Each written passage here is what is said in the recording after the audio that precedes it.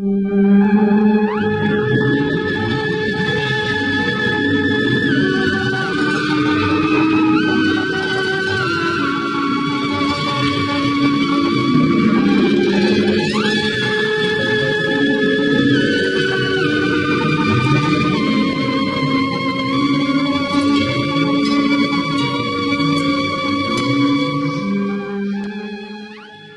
we are back using a little bit of a new Zencastr interface here. So I hope it's going to work out the same. Zencastr keeps improving all their gear, so we're a little bit of beta testing here. But Tim, you were in Vegas. Yeah, Vegas did a little bit of shooting. And you're not going to do any name dropping right now, but a kid that's making a movie, I'm going to help him produce it. And, it's really interesting to get that other side of the business sort of rolling along, as you know, as we have all these projects that we're working on. It's something about that feels right about now. And I particularly like helping young people, I say kids, 30, 35. I have no idea how old Trevor is. But he's half as old as me, bring things over the finish line. And, so that's one of the projects we were working on. Very, very cool. What's funny, as we get started on the show, like a second ago, right before we started, we got Poltergeist and we got Fright Night and we got Mortal Kombat. And I had to say, is that the old Poltergeist or the new Poltergeist? Is that the old Mortal Kombat or the new Mortal Kombat? It's the old Fright Night or the new It's ridiculous. Dude, What the hell is, why won't these people leave our movies alone? Make your own damn movies, people. It is so, and I hear this from so many people too. And there is, I wish I were a little bit more liberty to say this, but there's a situation at a certain company, with respect to a television series. I'm talking to this producer who says, I got these two great pitches, these two great, ideas and IP and scripts. It's just that they won't consider it because they're presently mulling a reboot of and if that goes south, well, then and it's like, so in other words, you've got these two really great original series that have this particularly cool theme and approach to subject matter, but they'd rather hold off on those because there's a reboot of a show that's already run its course twice on television. Twice. They already rebooted it once before. So they're considering a second reboot before they want to take a risk on the original material. It's so depressing. It's I don't know, whatever. And I won't pretend like, sometimes I don't enjoy some of the reboots. Occasionally I do. Yeah. Particularly if they conceive it for a different medium, like that Wednesday Addams. Yes, with Christina Ricci. Yeah, but Christina's in it with the little girl on Wednesday, and it's the Addams Family, because he did was it Rob Zombie? No, Rob did the Munsters. We're going to talk about that today. Oh, we're going to talk about that today. Yeah, and the Addams Family has been done many years ago, all this kind of stuff. But so I see another one, but I'm like, Wednesday. It's about Wednesday. But let's talk about the TV series of Velma. Really, Velma? I mean, of all the Scoobies, and they're out doing press things like, well, this is for grown-ups because we don't have Scooby-Doo, and if Scooby-Doo were, it'd be for kids. It's like, dude, Scooby-Doo, it was the whole point. There was nobody at any point said, but if we take Scooby-Doo out, we could have. Would you have a show about Daphne? Would Daphne support her own show? Yeah, at least Daphne was hot. Velma wasn't even the hot one. If we're gonna, I hate to be that guy, but if we're gonna do this, that's not the right one. The analogy to me is, you know what? If we take Yogi and Boo Boo out of the equation, we could have this really great grown-up show about Mr. Ranger, sir. Yeah, I think that would fly. Nobody's going to watch that. No, nobody's going to watch that. What is the thinking here? It's like they're so afraid of original material that they are going to these outrageous extremes to justify doing, just tangential characters from anything. It doesn't make sense to me. Oh yeah, look, and I get it. There's a certain safety in that, built-in audience to a certain degree, but you also get the thing that you and I are talking about right now, the sort of out of the box rejection of the sort of rehashing and rehashing. Even as we are about to talk about a bunch of movies, but we mostly got the originals, right? Mostly the originals, yeah. I mean, let's start off with this is effectively, so we're going to point out, because it's been hard to really stay on schedule. So this is we're at October 11th. I'm not sure that we're going to be able to get another show in a timely fashion under our belts before Halloween. This is the week of Kolkoa, which is now the City of Lights, City of Angels Festival, which is now called the Los Angeles French Film Festival. Yeah, that's an interesting story. Kolkoa sounded too much like Coca-Cola to some people, so we'll leave it at that. Let those people step forward if they want. But so this is effectively our Halloween show. We're going to be covering all the Halloween-y stuff. One of which is this 25th anniversary Steelbook 4K release of Scream 2. Mm-hmm. Now, when this came, I looked at it and I was like, "Oh, sweet Scream! Oh, 2." Right? Which is still 1997, by the way. Exactly, 25 years ago. Just want to point that out. But like, here's the thing. Tell me if you feel the same way. If somebody says Scream, I'd be like, "Oh, I totally remember Scream." Courtney Cox and this and that and that. Yeah. And I look at Scream 2, and the first thought in my head was, what was that about? The thing that I remember about Scream 2, the thing about Scream, you had that great opening sequence with Drew Barrymore and all that, and Scream 2 equivalent with Jada Pinkett. Yeah, I think, and then the movie's out of my head, as are all of the rest of the Screams, because there were several more after that, and of course there's the Scream reboot, I think. Dude, I'll give you, the Scream reboot for sure really messed up my head. But here's the funny thing. I had a similar experience with this and then watching The Keep on Criterion Channel just a few days ago. And I emailed you and Tim and Ray about that. First of all, it's a terrible print, but I don't think Paramount has a decent print. It's sort of like the last one that came from a fourth run theater somewhere, and they just film chained it with scratches and all at the front. It's terrible. Yeah. But, The Keep, I still don't understand. I don't know where the monster guy comes from. I don't know why Scott Glenn has, why he glows blue and people shoot him. None of that makes sense to me. I have no idea why anything happens in that movie. Yeah. But I'm looking at it and I'm like, oh my gosh, Scott Glenn. I forgot he was in this movie. Gabriel Byrne plays the Nazi. I forgot Gabriel Byrne was in this movie. Ian. And you're Ian McKellen, a young Ian McKellen. Yeah. I didn't know Ian McKellen when I saw the movie the first time, and I didn't know what he looked like when he was young. And it's weird. I feel like he should be old. I mean, it's very weird watching these movies that you haven't seen in a long time, where the cast, now you know them all. Yeah, but you didn't at the time. It's very strange. Now and so it's the whole thing there. It's a whole thing, and Scream 2. I'm looking at this, and it's not just Courtney Cox and David Arquette and Neve Campbell. Fair enough, but looking at it now, I'm like, oh, Liev Schreiber, Heather Graham, oh, Jada Pinkett, Jerry O'Connell, Jamie Kennedy, and Sarah Michelle Gellar, and I've seen that movie. Liev Schreiber's in the movie. You sort of go, oh. We've all. I don't think I remembered that all these people were in this movie at the same time, and some of them were wonderful victims. They got taken out. They got taken out. Yeah. Well, anyway, how do we feel about Scream 2? Has it aged well? Well, look, when we think about that whole run of Scream movies, Scream 2 is the second best one.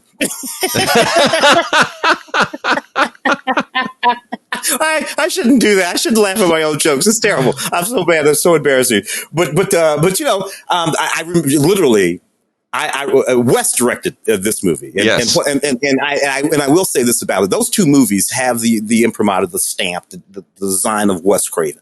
And then after that, they started doing all kinds of wacky stuff. But these movies look and feel like Wes Craven movies. And I don't remember a whole lot about this one. It's just sort of, I do like that it's sort of like the Halloween films.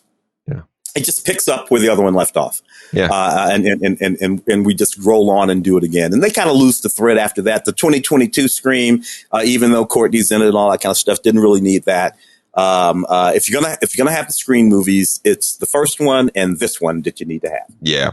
And Kevin Williamson, I'll give him some credit too. I mean, these are very smart scripts in the sense that he understands that he has to sort of, be the genre and riff on the genre at the same time. And that's a tricky balancing act. You know, these movies come in at a moment where everybody is already a little bit cynical about this. And so he understands people want to both get the scares, but laugh at the scares at the same time. And he's able to find that sweet spot. And Wes, of course, is able to direct it that way. So it's a great tandem. I think Scream 2, I agree with you. It's the second best. Yeah. I agree. I'll drop a few more.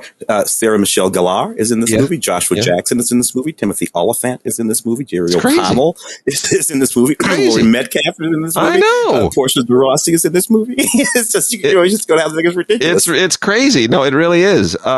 Great commentary by the late Wes Craven with his editor and producer.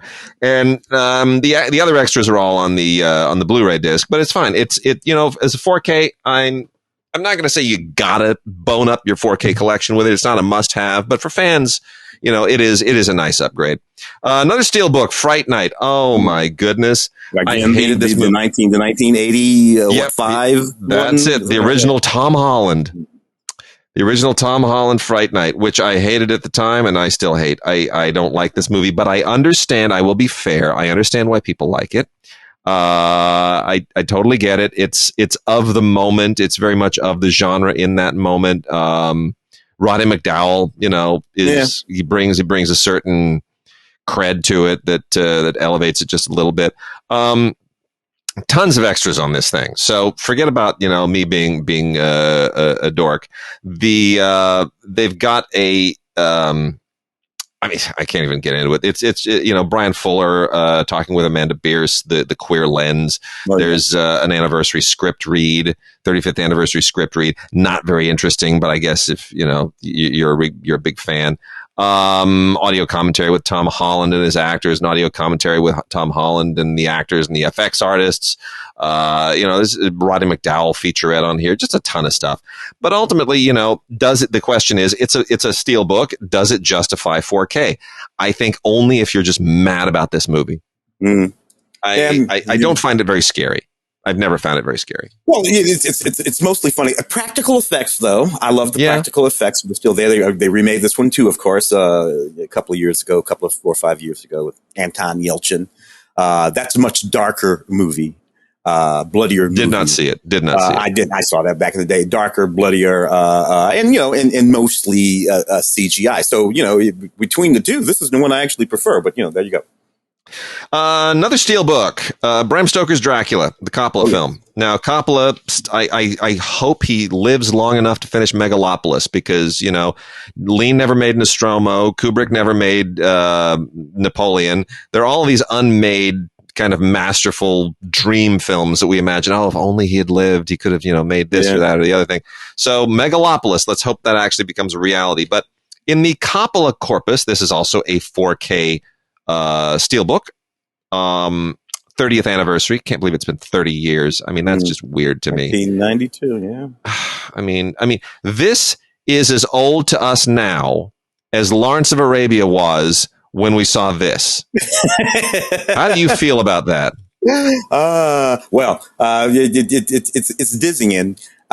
Also, when we saw this, I was literally 1 year, half the age that I am now, minus one. When we saw this. Yeah, more than I was 30 when we saw this. I'm just glad that we can actually talk about this and that we're not this movie. This movie took a good poking for a whole bunch of reasons. It did in '92. Interestingly, this movie has worn quite well over the course of the last 30 years. So agree. I was going to say this. It's better now than it was then. Yep. In terms of a watch, in terms of of an experience, it's a better movie than it was in '92. Oddly, what do you think? What is that? I was going to ask you the same question because I was thinking the same thing. Watching it, first of all, let me just say, of all the films we've talked about so far, this is the one that justifies the 4K. This is a beautiful 4K transfer. Like, does this make a difference? Yes, it does. The blacks, the contrasts, the reds, all that stuff where 4K is just like miles ahead of regular HD. That really pops here. And there aren't a lot of films where, let's say Fright Night, for example, to see Fright Night an advantage on 4K over the HD, you kind of have to A/B them. You got to sort of have two monitors next to each other and calibrated the same and go, okay, I can see, in this part of the frame, the fewer artifacts, and here, I get like, I can see how it's improved, but it's not going to improve my experience. Dude, night and day with Dracula. It is night and day. There is no other way to watch this other than 4K. This one actually just totally kills it. And the sound, superb. HDR is superb. But in answer to your question, here's what I think. I think that movies have gotten so bad and so predictable and so derivative, and the visual effects have become so turnkey that when you look at this, you feel like, well, that's what, it wasn't that, it didn't feel that great at the time, but compared to the way things are now, there's a nostalgia factor because we wish that today's tent poles and today's genre films put this kind of artistic effort into them. That's what I think. Yeah, as opposed to, like you said, turnkey special effects, and the special effects very often come first. Yeah, there's a team who can do a certain thing, and that thing is cool, and we're going to use that thing. Now, what's a movie we can take and stick that thing in?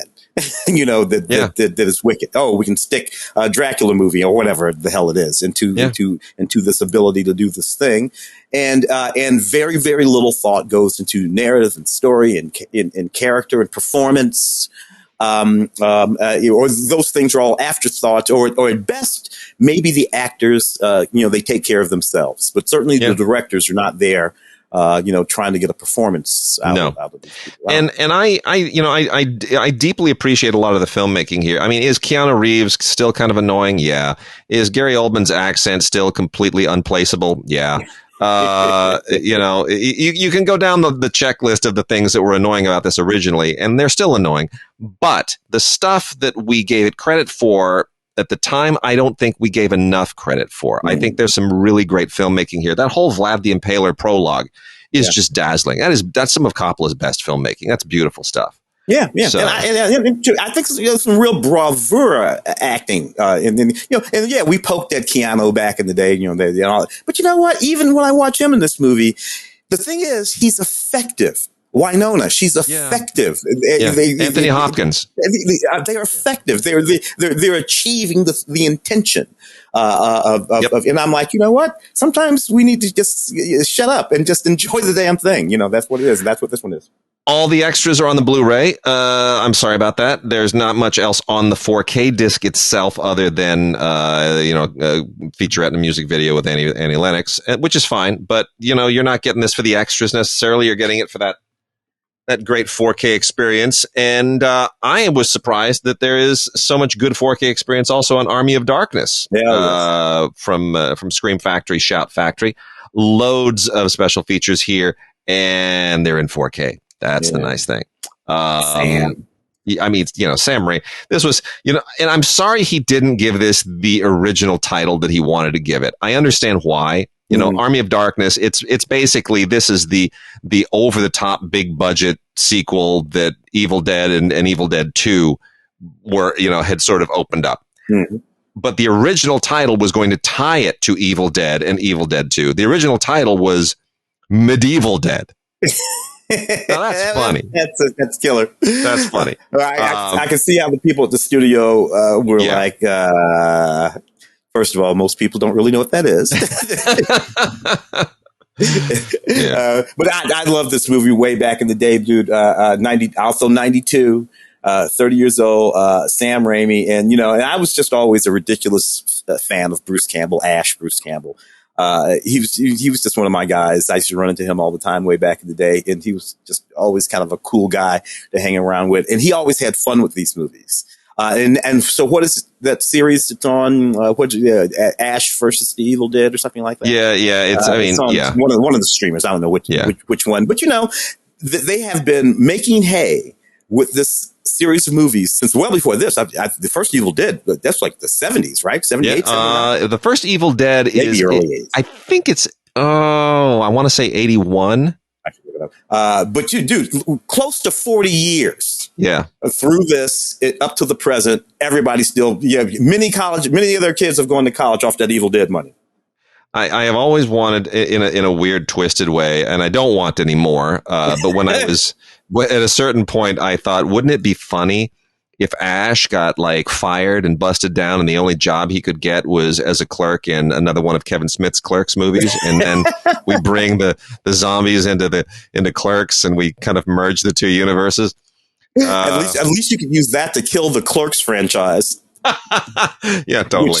Which is not dead, by the way, in case folks don't know, it's still out there. I mean, heaps and heaps and heaps and heaps of extras on these things. I'm not even going to get into it. Look, first Evil Dead was 81, just so we know. Yeah, and then they remade it, and it wasn't bad in 2013. Just to maintain our theme here.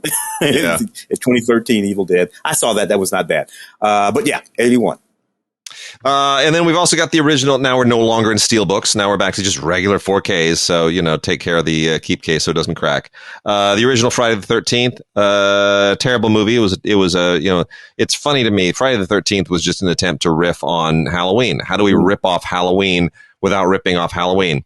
All right, let's just make Halloween, except instead of a William Shatner mask, we'll put a hockey goalie mask on him and make the same movie. Won't be Michael, it'll be Jason. We'll change the name, but he'll basically do the same stuff to the same people. That's all it was. And you know what? There wound up being room for both franchises. It's the weirdest thing. That's Cunningham. Look, man, the only thing that I really never ridiculous about any of these movies. I appreciated them as a relatively young person who, enjoyed horror as much as the next guy. But, one of these was always enough for me. The only thing on here, which is worth watching, which is on the uncut version of this. Just want everybody to understand. There is an uncut version that's a little bit gorier. Sean S. Cunningham does a cast and crew commentary for the uncut version, which is fine. It's fine. It's probably the best thing on here. I Know What You Did Last Summer. Never really liked this either. Just felt like the 10th dip into this genre. How do we invent, another serial killer? What do we give him? I don't know. Can we give him a new mask? I don't know. Give him something else? I don't know. Freddy has claws. All right, let's give him a hook. That felt like the gimmick the only gimmick they had that they could hang their hat on here. Yeah. But again, Kevin Williamson. Yep.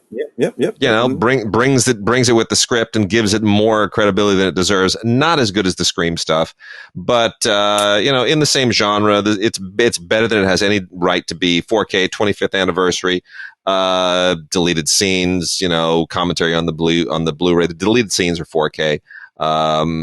Couple other interviews on the 4K, and then everything else is on the Blu-ray. I don't know. Do you have any great affection for I Know What You Did Last Summer?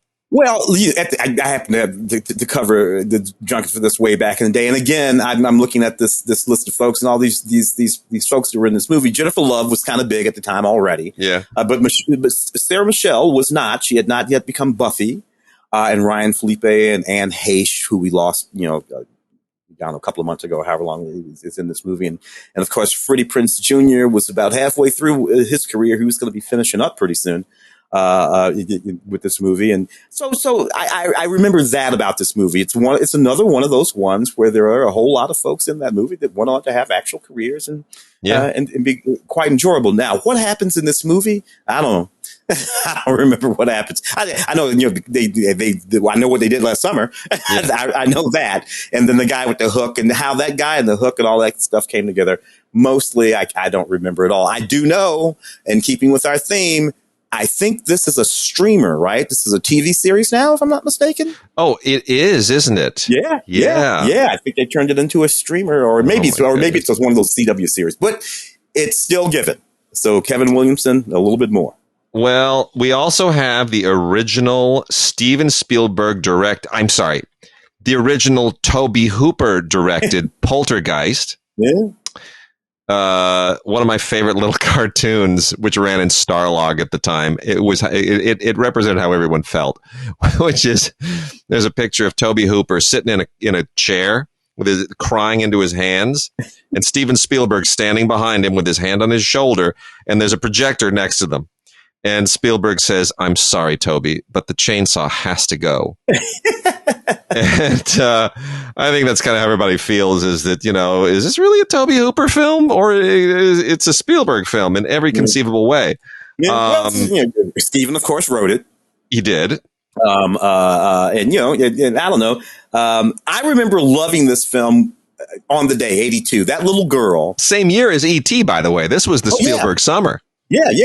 About a decade before all the other movies. And that little girl looking into that TV screen, which we don't have anymore. There's no such thing as static on a television screen. I know. That doesn't exist anymore. So a lot of folks looking at that would probably be wondering, what the hell is she?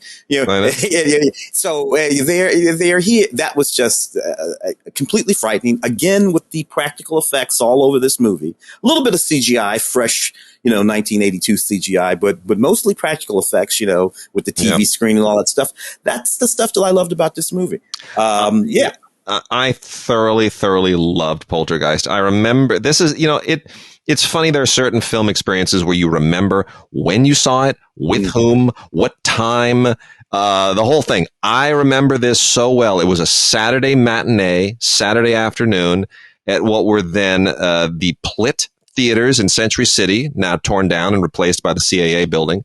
They were Cineplex after that, but it was the Plitt Theater before they split it, when it still had a balcony.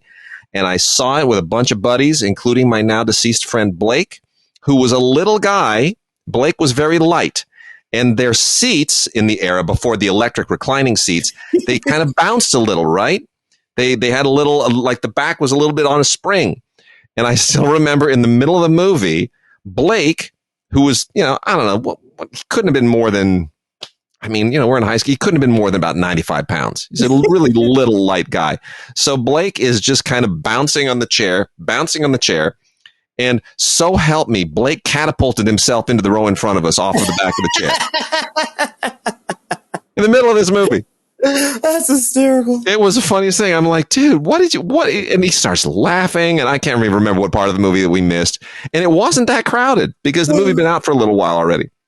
Fortunately, there's another chair. That's just so funny. Yeah. Anyway, I really do love Poltergeist. I think it ages incredibly well. It has this wonderful documentary on here. They Are Here: The Real World of Poltergeists. Which is, it gives you, some context into the reality of what underlies the film and what, the whole paranormal, backdrop. There's also the making of Poltergeist in a trailer, all of which are on the Blu-ray, but the 4K is a really, really excellent 4K transfer. So big time kudos there, to Warner Brothers for doing what they do to all this stuff, and just really, really, Warner Brothers just does great 4K work. And of course, the reboot, 2015. Yeah, see, they all keep rebooting it. Yeah, Sam Rockwell. No, who was in? Yeah, Sam Rockwell, I think, was in that movie. Yeah. So let's get into just the last handful of 4Ks here before we move on to things. There's also, did you see the DC League of Super Pets animated movie a couple of months ago? Yeah, didn't do very well, did it? No. I could have told him that. Yeah, that I don't know. I did not see that as a further exploitation route of this particular DC superhero universe. DC just don't seem to be able to get anything right. I don't know who pitched this and why nobody pushes back. All the studios, everybody needs somebody at a certain point who raises their hand and says, "Emperor's got no clothes." Yeah, we need that kid in the room more often. Everybody's too afraid now. Look, is it well animated? Does it have cute moments? Yeah, but now the question is, there's so much product out there. Do I need this? Does this plug a hole? And the answer is no, not really. Not really. There's some fun stuff on here, like find the Easter eggs. Okay, that's cute, but I just don't know any kids that would respond to this.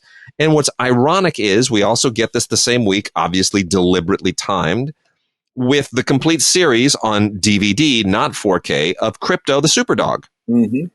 And,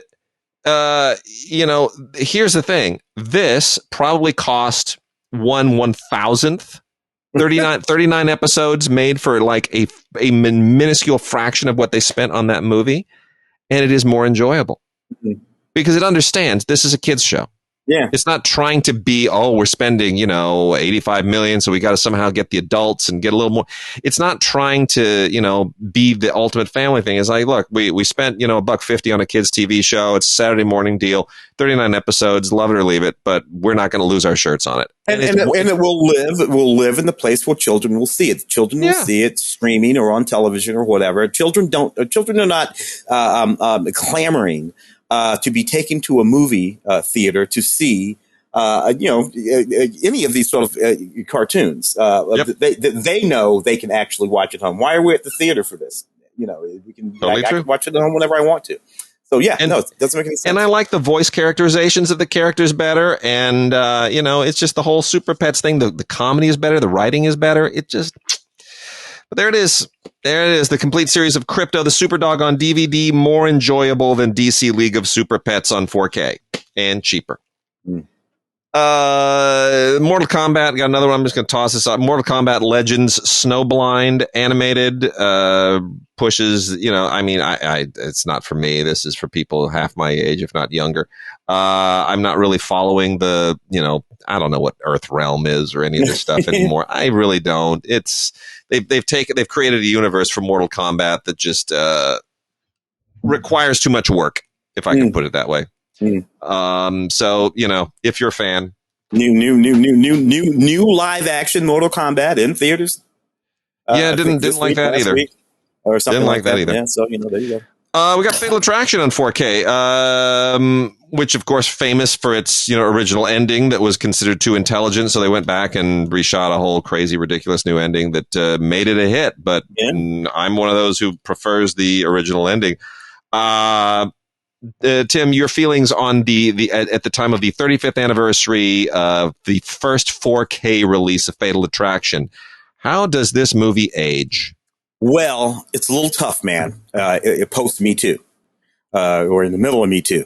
I guess we're not post Me Too.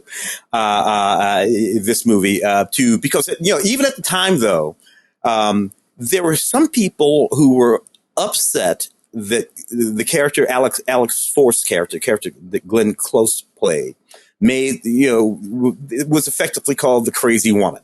And he's the cheater guy, and she's the crazy woman.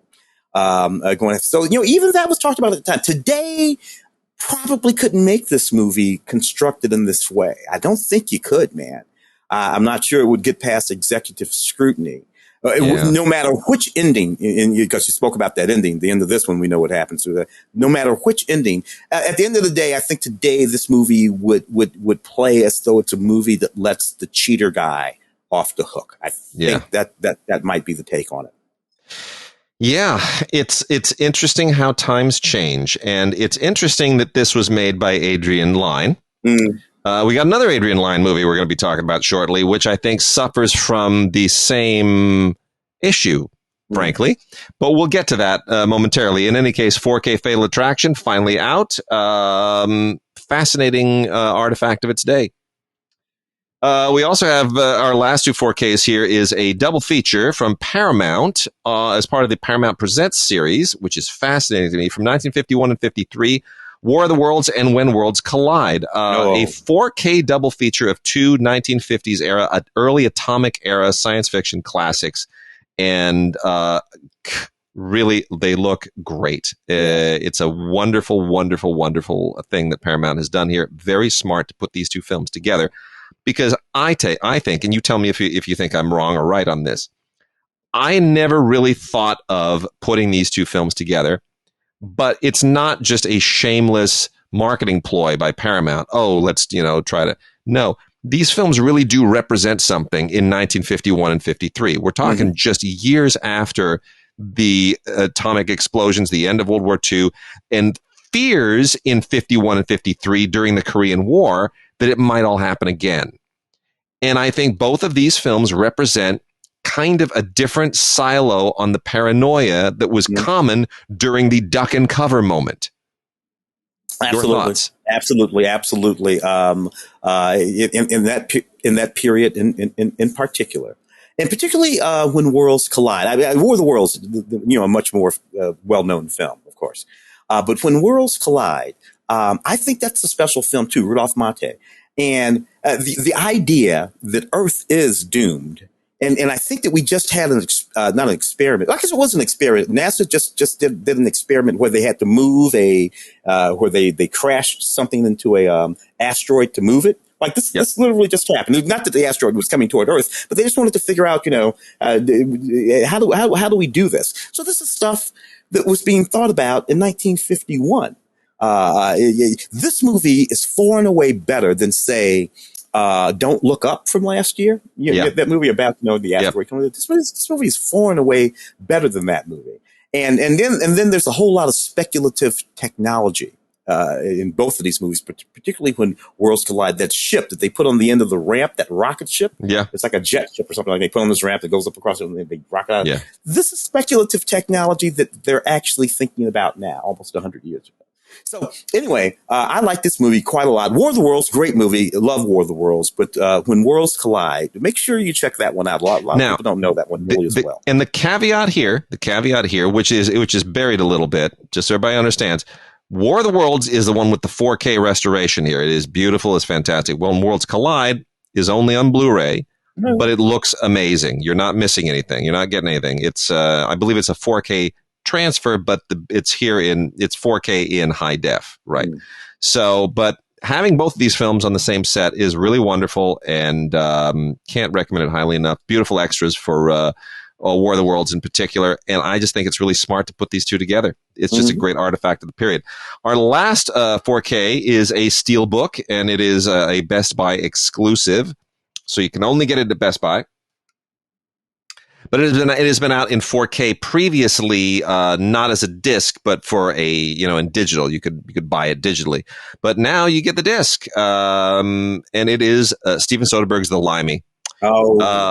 Gosh, Tim, why do we? 1999. That was 99. Wow. I know, over 20 years ago. Why do we love this movie so much? I mean, what is it about this movie? There's something so deeply true about this movie, and of course, there's the wonderful way that it's put together, using all of that footage of Terrence Stamp, a young Terrence Stamp from previous films, to tell this really just deeply moving story. Original story, Lim Dobbs, the screenwriter, original story. That the thing that we've been talking about, and Peter Fonda, and just one of the best performances of his career, along with Terrence Stamp. It was really just such a good film. So good. And I mean, it has one of my favorite shots in movie history, which is because it's chilling, but it's hilarious at the same time, which is that lock off shot of Terrence Stamp showing up at the house when everybody's mulling around, and the security guard tries to kind of rough him up, and he winds up just throwing the guy off the balcony. And it all takes place in the background, and it's where you realize this guy's a badass and he's going to get away with everything. Yeah, he's just going to do what he wants. Probably don't want to mess with this guy. You're not going to mess with him. But he has a good, solid motivation, which is what I really love about it. Yep. The death of his daughter. Yep. The Limey. Absolutely terrific. Really, really great 4K. This is, just an absolutely terrific transfer. Lionsgate, and it's a Best Buy exclusive. You can only get it at Best Buy. Let me roll through a few docs here. We haven't done docs in a while, and I'll give you a moment to breathe. I've had a chance to look at least some of all of these, and there's some really good stuff here. Samira's Dream is from IndiePix. It's a good little it's one of these great character docs. It's about this woman named Samira who is from Zanzibar and wants a life that for rural African women is just something that you don't normally get. She wants a better life. She wants an education. She wants to better herself. She just wants the things that aren't available to her. And it's that snapshot of her journey, and it's done over the course of 7 years. And it is so touching, and it is so beautiful. You can watch it on Prime, on Amazon, but you can also get it on DVD if you want to have it on the shelf. And I think you should, because it's really, really good. That is Samira's Dream from IndiePix. And then we've also got Fanny, The Right to Rock. This came out a little while ago. This is from Film Movement. Really, really, pretty great. If you haven't heard of Fanny, you could be forgiven. Fanny was a really terrific girl band in the 1960s, started by a couple of sisters. But the great thing about Fanny is that these were all Filipina Americans. These are all girls who came from immigrant Filipino families. And they formed this tremendous rock band, which just had this really, really, it was the first all-girl band to make a major dent in the music industry. And it's historic, and they haven't gotten the credit that they deserve. And it's a really, really great film. I reviewed this for radio at the time too. I'm so thrilled it exists. I wish it were on Blu-ray, but there's a reason why it doesn't. And it's great that they're all still around and they're getting back together again, and to see them reminisce about the days and to find out everything that's transpired since. It's really just a wonderful, wonderful celebration. So Fanny, The Right to Rock, really terrific. And a lot of great people in here who pay tribute to them, who say, without Fanny, I wouldn't be what I am. I mean, everybody from Bonnie Raitt to Todd Rundgren. It's very, very, very, very cool. A lot of people love Fanny and still give them all the credit in the world. So if you haven't heard of Fanny, you want to hear about Fanny. Yes. Summers with Picasso. Oh yeah, I saw that one too. Yeah, it's not bad, right? I mean, this is pretty much strictly for Picasso fans. I about a little over a year ago spent some time in the Picasso Museum in Paris and really gained a greater appreciation for Picasso, at least a certain phase of Picasso. This is two films here together. This is Summers with Picasso, includes On the French Riviera with Man Ray and Picasso, by Francois Lévy Kuntz.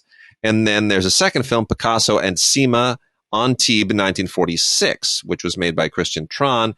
And this is all about the friendship that Picasso had with a sculptor and photographer, Michel Sima, when he was in the town of Antibes, which is right near Cannes. It's on the French Riviera near Cannes. Beautiful, beautiful place. Kind of a little cape just up the coast or east of Cannes, where the Cap d'Antibes and the big hotel is. But in any case, it's all beautiful background, all beautiful Picasso, and on the Riviera and during the prime of his career, and you learn a lot from both of these. And then there's this really great little bonus film by Alain Resnais and Robert Hessens called Guernica, which has all kinds of Picasso works in it. It's just a short film, 14 minutes long, but it's all relative to the Picasso sort of expressing in art his horrors over the Spanish Civil War. So for Picasso fans, this is gold. For people who aren't familiar with Picasso, probably requires a little bit of a learning curve because it doesn't give you a lot of backdrop. But if you come into it with a little bit of knowledge, this beautiful DVD from Icarus is well worth the exploration. Yes. Tim, did you ever see Why Is We Americans? I don't think I know that one. This is executive produced by Lauryn Hill and Oren Moverman, both really terrific people. I would love for you to have seen this and given, if we were in person, you could have seen this and given me your take on it. I think it's a really, really fascinating film. It's, at least for me, it's about the, Miri Baraka Jr. has exactly. It's about the Baraka family, and which I was not familiar with. I mean, I'm a little bit familiar with the Newark Rebellion, right? Mm-hmm. That was when I was a kid, but I was too young to really understand it. But it's this is a significant black family in the history of Newark. Mm-hmm. And this is where they came from and their activism and where they, what they have become today. I mean, it's this really kind of amazing family saga, and really, really intriguing. Tell me give me your take. Not necessarily on the film, but the Baraka family. Well, Miri Baraka, the first, the senior Baraka who died in 2014, is just a legendary writer and poet and activist. He taught what did he teach? I think University of Buffalo, if I'm not mistaken. And for years and years, new music. I mean, the music of Amiri Baraka is just amazing. So you're right. He was a very good friend of James Baldwin's. And have been compared to him often. It's just a wonderful sort of patriarch of this family that apparently shows up in this film to talk about their father and that entire history. I see here also Cory Booker, of course, out of Jersey, and Maya Angelou. But Amiri Baraka, just a well-known figure. Like I said, right alongside James Baldwin and all those other guys from that. Well, that's from Corinth Films. It's on DVD, and it's directed by Udi Aloni and Ayanna Morris. So really interesting history there. And I feel bad for making fun of Newark, because I always kind of make fun of Newark. Everyone makes fun of Newark. I'm like, maybe I shouldn't be so tough on Newark anymore. Got a Blu-ray and CD combo set here. The Police Around the World, restored and expanded. This is the first world tour that the Police, not like the Law Enforcement. For those who are of a certain age, there was once a band called the Police. Yeah. Once a band. That's where Sting came from. He came from a band called the Police. Sorry to have to get a little back on that. But anyway, this is the album and the Blu-ray of that original first world tour, and it's a great jump back in time. It's a great little flashback. It's pretty cool. The music is really ultimately what it's all about. This all took place in 1979 and 1980. And it's a great little blast from the past. So I really enjoyed this. I'd forgotten how much of this I had already seen. The documentary documenting their world tour is very much of the moment. It's very 79 80s thing. It feels very MTV, but it's really, really cool. So The Police Around the World, restored and expanded. Putin's Witnesses. That's timely. This is another Icarus documentary.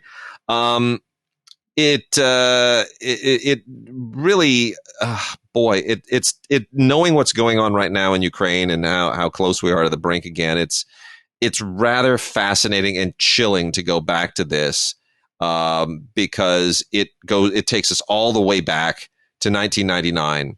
When Boris Yeltsin basically handed the reins to Vladimir Putin, and everybody said, "Who?"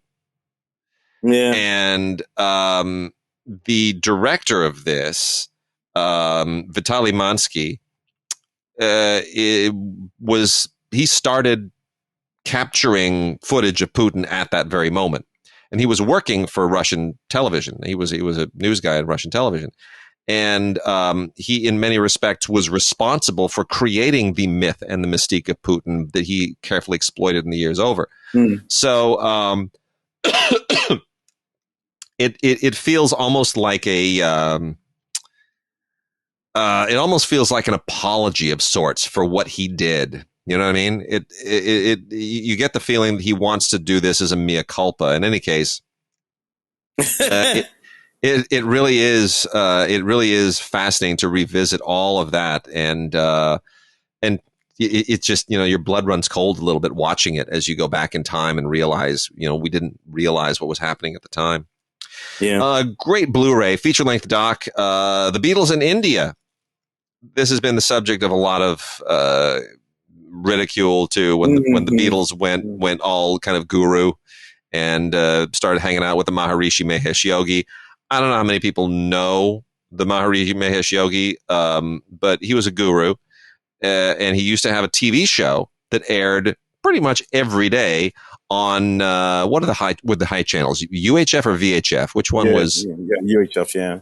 Yeah, it was like on this UHF channel, and my buddies and I, and when we were in high school, you had to have the round antenna. That's it. You had to have the right antenna, and so and there were two knobs on the TV, right? One was UHF, one was VHF, and VHF had all the normal channels, and UHF was like, I don't know, maybe if we're lucky, we'll get something. And we used to race home from school and run over to my friend William's house, because he, lived in a place where he could get that reception. Man, we would we'd tune in Maharishi Mahesh Yogi. We would watch that guy, and I'm sorry if I'm offending anybody here, but man, we would have no idea what he's talking about. We would watch him for just like an hour, and he'd just talk, and he would do this thing. I know I should be talking about the Beatles, but whatever. I gotta go Maharishi. And every once in a while, he would stop in the middle of a sentence and go, and then he'd start talking again. I don't know why he would do it. It's this weird dude lived tick. to be 90. That dude he lived in 2008 or something like that. Nobody knows how old he was. Yeah. It was weird. But anyway, I'm going off on a tangent. George, John, Paul, and Ringo at a certain point went full guru, and this documentary is all about that their attempt to somehow find themselves in India, and they're incredibly wealthy, and they're looking for something that they didn't find in Liverpool, and they hadn't found in wealth. And that part of it feels more profound, I think, than people have given it credit. But anyway, it is a very, very interesting doc. Very interesting. Is that the Paul Saltzman doc, or is it who directed that one? This is directed by, I should you'd think I would know that right off the bat. No, this is directed by Ajoy Bose. Ajoy Bose. We'll have to look that one up. There's one from a couple of years ago, Meeting the Beatles in India, that Paul Saltzman directed. That I think Morgan Freeman did the voiceover for that, and so that's the Maharishi's in that too, and David Lynch and a few other people. So it would be interesting to sort of compare those two. We probably talked about it a couple of years ago. So here, this kills me. Tim, I'm showing this to you. It's Scarf Face. See that? Yeah. See it? They did. So it looks like it's Scarface, but it's, the artwork is Scarface, and then instead of, Al Pacino in the middle, it's a hot dog. This has nothing to do with Scarface. Nothing. They just they exploited it for the hell of it. This is basically a doc about competitive eating contests, and I didn't want to eat for about 3 days after watching this. It's really gross. This is from IndiePix as well, and Kobayashi, the Japanese guy who just somehow can shove more hot dogs in his gullet than any human being alive, is it's scary, that Nathan's hot dog contest. But this goes on to all kinds of other stuff and other people, and it's kind of gross. I don't really understand why people do this, but you know what? They do it, and there's some good audio commentary stuff on here with the co-directors Joseph Ruser and Sean Slater, and they talk about why they made this. There's outtakes that are going to turn your stomach, and an interview with journalist Walt Hickey. So I guess if that interests you, go for it. Yeah, knock yourself out. Nick Cave, 20,000 Days on Earth. This is a film by Ian Forsyth and Jane Pollard. This was at Sundance. It is. It is a fascinating look at Nick Cave's creative process, and not everybody's a big Nick Cave fan. His movie scores are a little bit twee, and I think some people are, they've sort of written him off as being somebody who's a little bit. It's sort of like he's a little bit fringier than what's the Radiohead. Yeah. He's like Radiohead light or something. Yeah. Anyway, but his creative process is fascinating, and even if you aren't a Nick Cave fan, I think this is well worth watching, especially in Blu-ray. It's very, very nicely made and very, very well shot. Ian Forsyth and Jane Pollard, 20,000 Days on Earth. Blu-ray. I'm a Bad Seeds fan, He has a lot of music in that new Jeffrey Dahmer documentary that's out now. Yeah, Monster or whatever they call it. A lot of Nick Cave stuff. Yeah, he even has some stuff in Blonde. He did have stuff in Blonde. I was going to bring that up too. Yeah, yeah. Gallant Indies. This is another doc by Icarus, and this is. So this goes to a performance piece in Paris in 2019, just before the pandemic, when you had this troupe of dancers that were put together at the Bastille Opera in Paris. Now there are two opera houses in Paris. There's the old opera house, which is classic old Napoleonic opera house. And it's beautiful. And then there's the new opera house, which was built at the Place Bastille, where the Bastille prison that was at the center of the French Revolution used to be. So it's now this really kind of glass and steel, almost dated now, this glass and steel opera house. So this is a production of Les Indes Galantes, done with all these dancers in a very new kind of cool way. Les Indes Galantes is a very famous piece of French stage production, and so this is all about that new production from 2019, and it's done in a way that it's meant to sort of culturally reflect how France has changed. the way that it has changed ethnically and culturally, the way that it's now basically a society that's a melting pot and integration of all of the former French colonies, and that the meaning of what it is to be French is in flux, which France takes as a point of pride. And, if you're not familiar with the piece itself, it might take a little getting used to appreciate what it has been and what it is now and how this interpretation is meaningful. But it's really quite jarring, and it's quite beautiful. And, you get a great look at this creative process as well. Gorgeous. Not to mention the music. And usually it's ballet, but because this is these dancers are from all kinds of different backgrounds and genres. You have modern, and you have tap, and you have all kinds of things that are happening in this opera, in this ballet, which is so it's beautiful. Pretty great stuff. Monoblock is also from Icarus. This is the story of that infernal plastic chair that everybody owns, that sits in everybody's garage, and they're stackable, and there's a million different variations on them. And there's a reason why everybody owns them, because they're cheap and somehow they work, and but at the same time they're filling landfills all over the planet. And this uses that infernal chair as kind of an entree point to look at issues of economics and inequality and sustainability. And the chair is kind of this nexus point for all of these larger conversations. But all I could think of in watching this was, I hate that chair. I hate that chair. I've got like 4 of them stacked in the garage, and I don't know what to do with them. And I don't want them to go into a landfill, but I can't, they're not worth anything. What do I do with them? Yeah, and that's sort of the point. It's not. There must be 20 of them out in the back right now.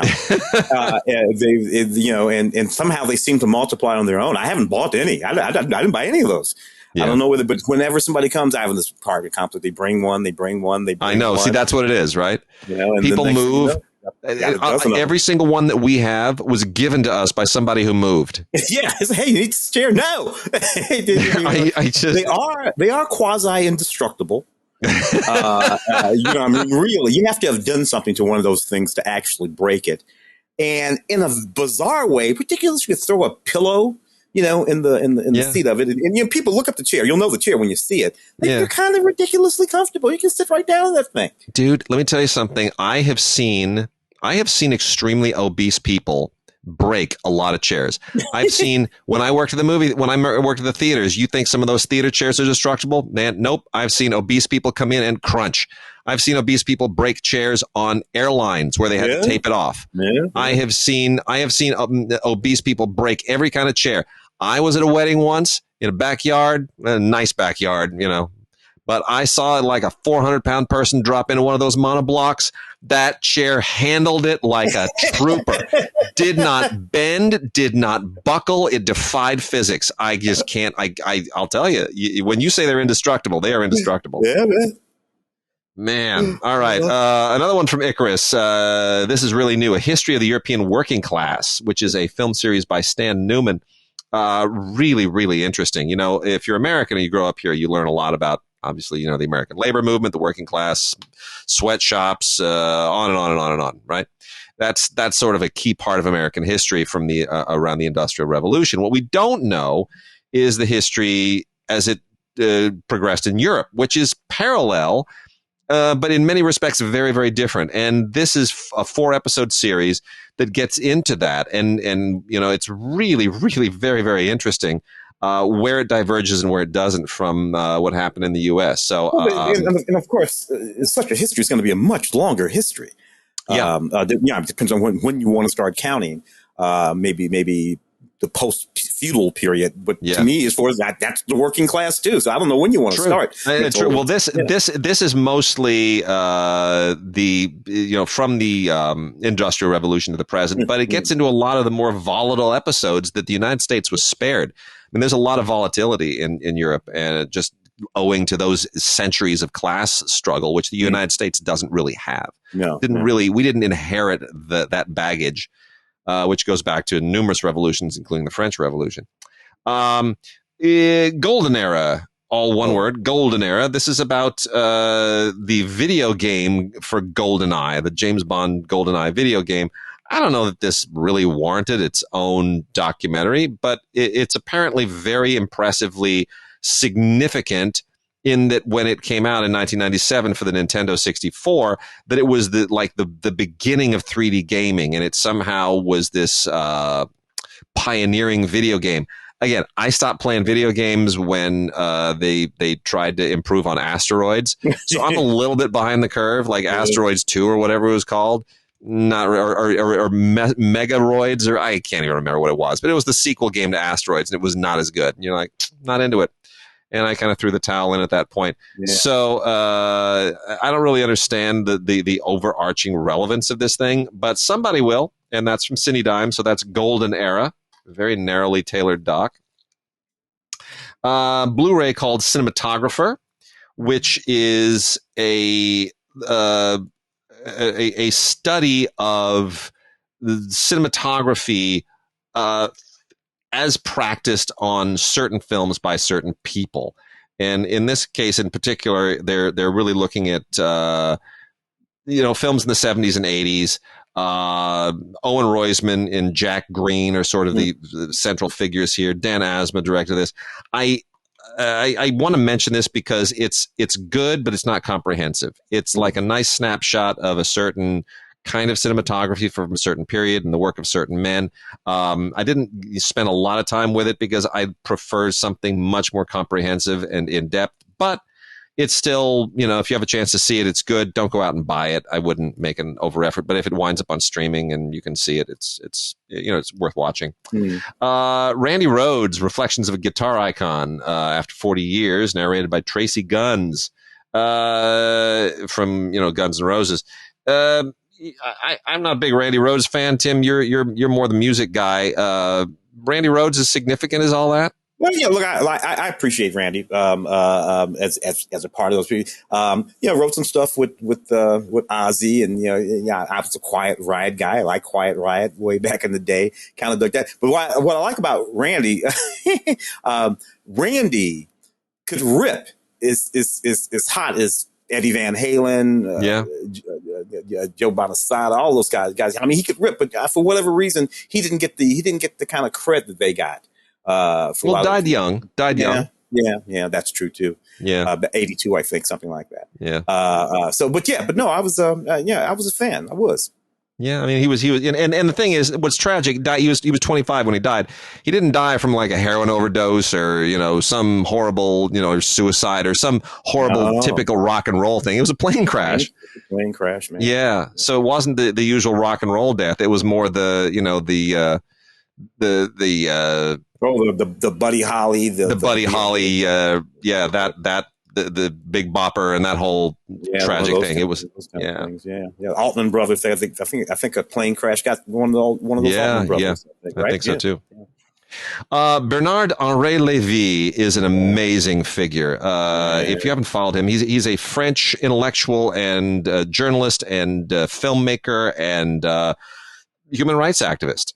And he's a phenomenal figure. He's just an absolutely phenomenal figure. And he's made a number of films as he has traveled the world. He has dedicated his life to this. He's made a number of films traveling around the world, going to these hot spots, these war-torn places, and basically trying to make a difference. And sometimes he does and sometimes he doesn't, but the films live forever and the films will eventually make a difference. This is 2 discs, 4 films. I wish they were Blu-ray, but they're DVD. They're going to get more distribution this way. He's in Ukraine right now shooting some stuff. I know. Look, Bernard. Yes, absolutely, Henri Bernard. But of course, Bernard got caught up in the whole Me Too-y sort of situation as well. For some things he might have been involved with. But nevertheless, yes, absolutely right. Everything you said about his philosophical and filmmaking excursions out into the world. Yeah. These are 4 films: The Oath of Tobruk, all of them made just in the last 10 years. The Oath of Tobruk, The Battle of Mosul, he was there. Peshmerga, 2016, and then most recently just released a couple of months ago, maybe 3 months ago, The Will to See, which is chilling because there's a point in The Will to See, I think it's in Libya, where I mean, you lose track of where he's going because he goes all over the place. He winds up in Bangladesh, seeing people that he's seen before, and they all love him and they all remember him, and all these, he's just trying to draw attention to war and poverty and all of these horrible things. And at one point in Libya, there's a chase scene in the movie. They figure out that he's in the country, and the terrorists that have it in for him, they are on the road and they are going like 100 miles an hour in the Jeep and trying to lose these guys. I mean, it's right there in the film. It's a real life. And they see the guns, and it's pretty chilling. I mean, his life is always at risk. He's not like the celebrities who go to Ukraine only when there's an accompaniment of enough security and state security and cameras, and when everybody has sort of vetted the situation and said, okay, like when Boris Johnson went and met with Zelensky, it's like, okay, we got to make sure that there are no missiles incoming. Bernard doesn't give a damn. He goes where he goes, and it's fascinating. So this is an amazing set. 4 films, and you're going to be riveted by every single one of them. All right, that's it for the docs. Tim, television, Criterion. What else should we dive into? Well, let's do some Criterion because I want to talk about Lost Highway for sure. Let's talk about Lost Highway. Night of the Living Dead, which is 4K. Lost Highway in 4K, by the way. It's just, that movie holds up too, by the way. Lost. Well. It was at the time, 97, I wouldn't say controversial, but a lot of folks were like, well, what's going on in this movie? But over the years, it has just become a stronger and stronger, part of the canon of David Lynch. And I really, really like this movie, of course. One of the near, maybe the last, but one of the near to last performances from, Richard Pryor, in this movie. Yeah, right. Some controversial figures in this movie that weren't quite controversial at the time, but on their way, Robert Blake in this movie. So anyway, Lost Highway, I always dug this movie and thought it was a super interesting movie. Right up there alongside Mulholland. So, I'm big fan of Lost Highway. I am too, and this is a beautiful 4K. It's a 4K Blu-ray combo set. Great interviews with everybody on here. It's just, it's tremendous. The interviews are the gold on this thing because I know a lot of these people. My wife was working for Lynch at this time, so I remember all these days. I remember the Lost Highway and the Mulholland Drive and the Straight Story. Those were good days, and there was a story every single day. There was a story every single day. And, so I feel like I sort of saw this film birthed. I would talk to her and she'd say like, oh boy, there's this thing in the film, like Robert Blake, he shaved his eyebrows. He shaved his he did what? He shaved his eyebrows. You're going to love it. It's great. I was there through the embryonic evolution of this film, and it was great to see it come together. And I remember when we went to the first screening of it, it was just like, man, this became my favorite Lynch film. Yeah. Now, my wife prefers Mulholland Drive because her hands are in it. She hand doubled for Naomi Watts in one shot. But I think Lost Highway is just like the perfect Lynch film. It's amazing. And I also love it because it wound up inspiring Cachet. Oh, yeah. Right? So there's a crossover to Cachet, which I think is quite interesting as well. Let's talk about some other Criterion stuff. There's another 4K here. We're still not done with 4K today, people. It's an interesting little thing. So, Night of the Living Dead in 4K. George Romero's original Night of the Living Dead. Not the visually most stunning film ever, made for $1.50. Should this be in 4K? Tim Cogshell. Well, sure. Why the hell not? I just saw it. I just saw it because you're running these things on all the the regular over-the-air broadcast channels. And that 16 millimeter, probably 3/4 inch tape or whatever the hell it was, they were broadcasting. It looked pretty soft. There were literally things were disappearing. And that big explosion scene, with the, when they do the, out with the gas pumps and all that kind of stuff, it really just flared out the entire screen. It was just a flare. It was like a flare went off. So I imagine that won't happen so much, on this 4K, that they will have actually used the 4K to bring some of that information down a bit and create some edges. Which is what they do. Remember, this was shot on 16 millimeter. Yeah. 4K has more resolution than 16. So you are at a resolution that exceeds the original quality of the film. Yeah. So that makes it very interesting, and I think they've done a really, really good job. What I love on here is this piece where with Frank Darabont, Guillermo del Toro, and Robert Rodriguez, when you get filmmakers who sort of can sing the praises of what this film means to them on many different levels, very, very interesting. And there's so many extras on here. It really is. It's pretty great. It's pretty great. So the film is on a 4K, and then there are 2 Blu-rays that have all of the extras, and there are a ton of extras. It's really cool. But what's also out on 4K is The Return of the Living Dead from 1985. That is not from Criterion. That is from Scream Factory, Shout Factory. But this also has 3 discs.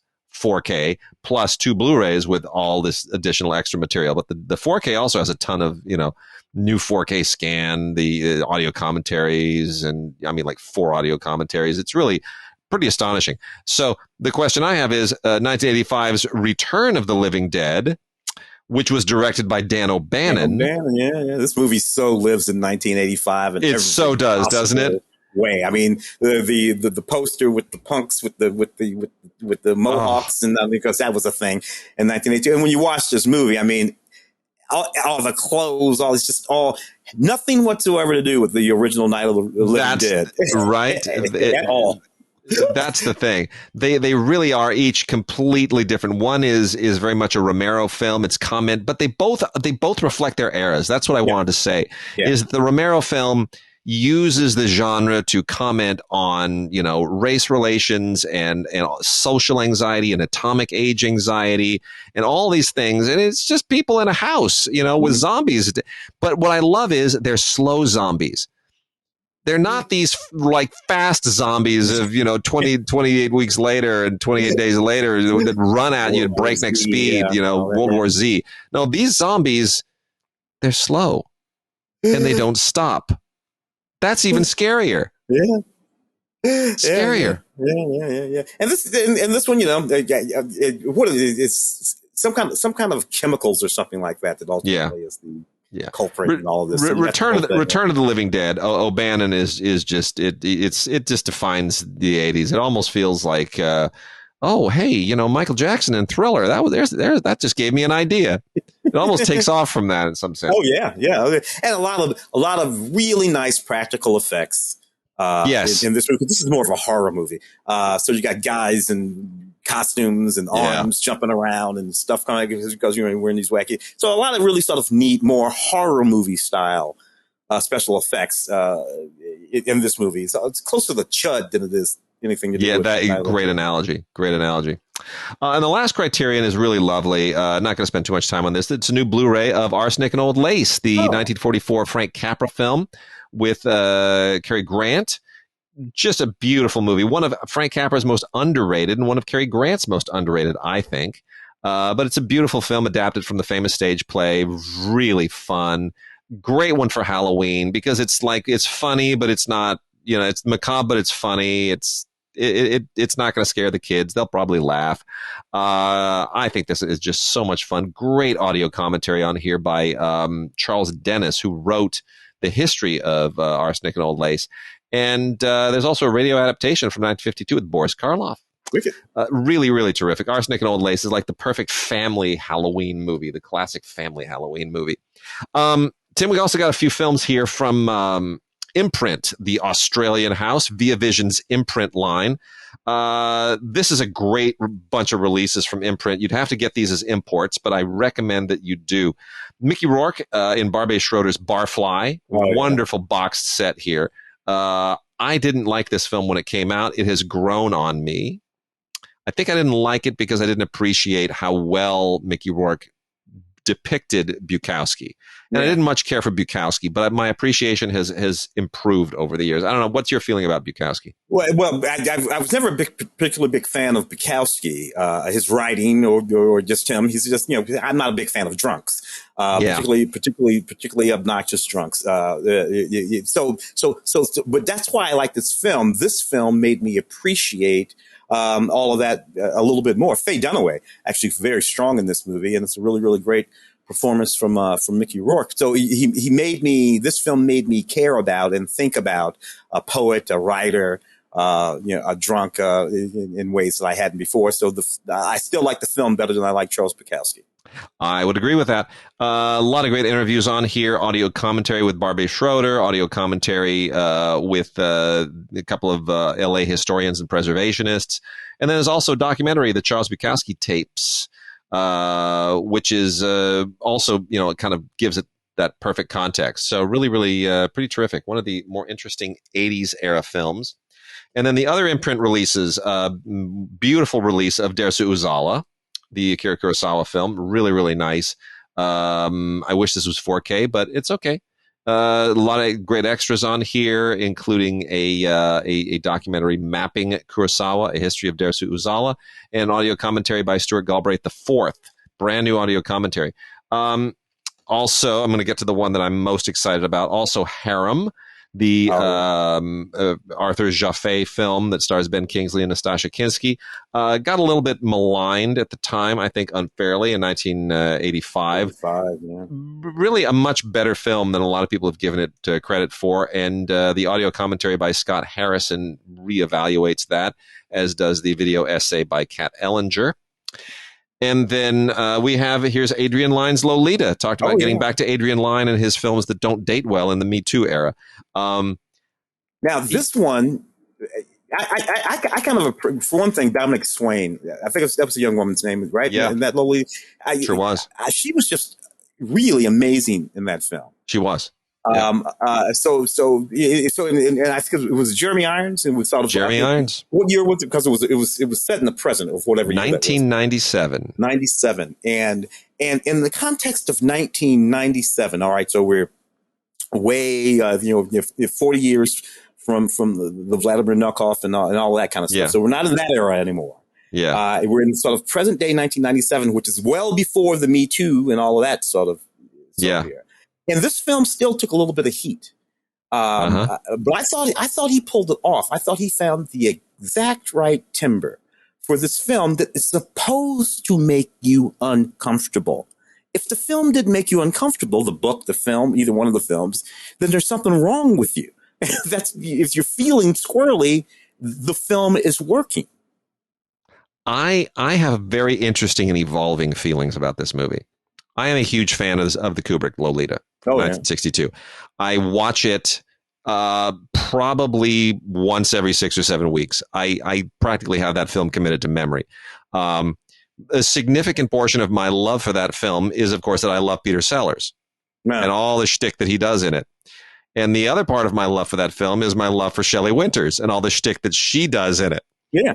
Which is hilarious. A lot of funny in that movie. Ain't no funny in this movie. There's no funny in this movie. So my first reaction to this was like the Kubrick film with all the jokes taken out. Why would I like that?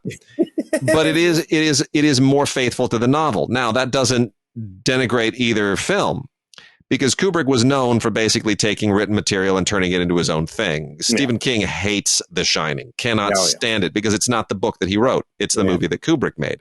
Kubrick said, I'm going to take that and I'm going to make my own thing out of it. Kubrick did the same thing with Lolita. It's not what Nabokov wrote. It's what he decided he was going to make out of it. This is what Nabokov wrote. So I think you have to sort of look at each film and say, they're different things. I'm not going to compare them. It's really unfair. And I used to, and I think that was unfair. This isn't supposed to be funny or ironic or any of those sort of Kubrickian attitudes. This is meant to be a faithful adaptation of the Nabokov, which it is. And you're right, it's supposed to make us squirm. Kubrick's film wasn't intended to make us squirm. Kubrick's film was intended to make us sort of feel as cynical and bitter as he was, and laugh at people. He wanted, it was a precursor to what he did in Strangelove. Yeah, and I'm because as I recall, this film too was still set in like the 50s or the 60s. Yes, it was less.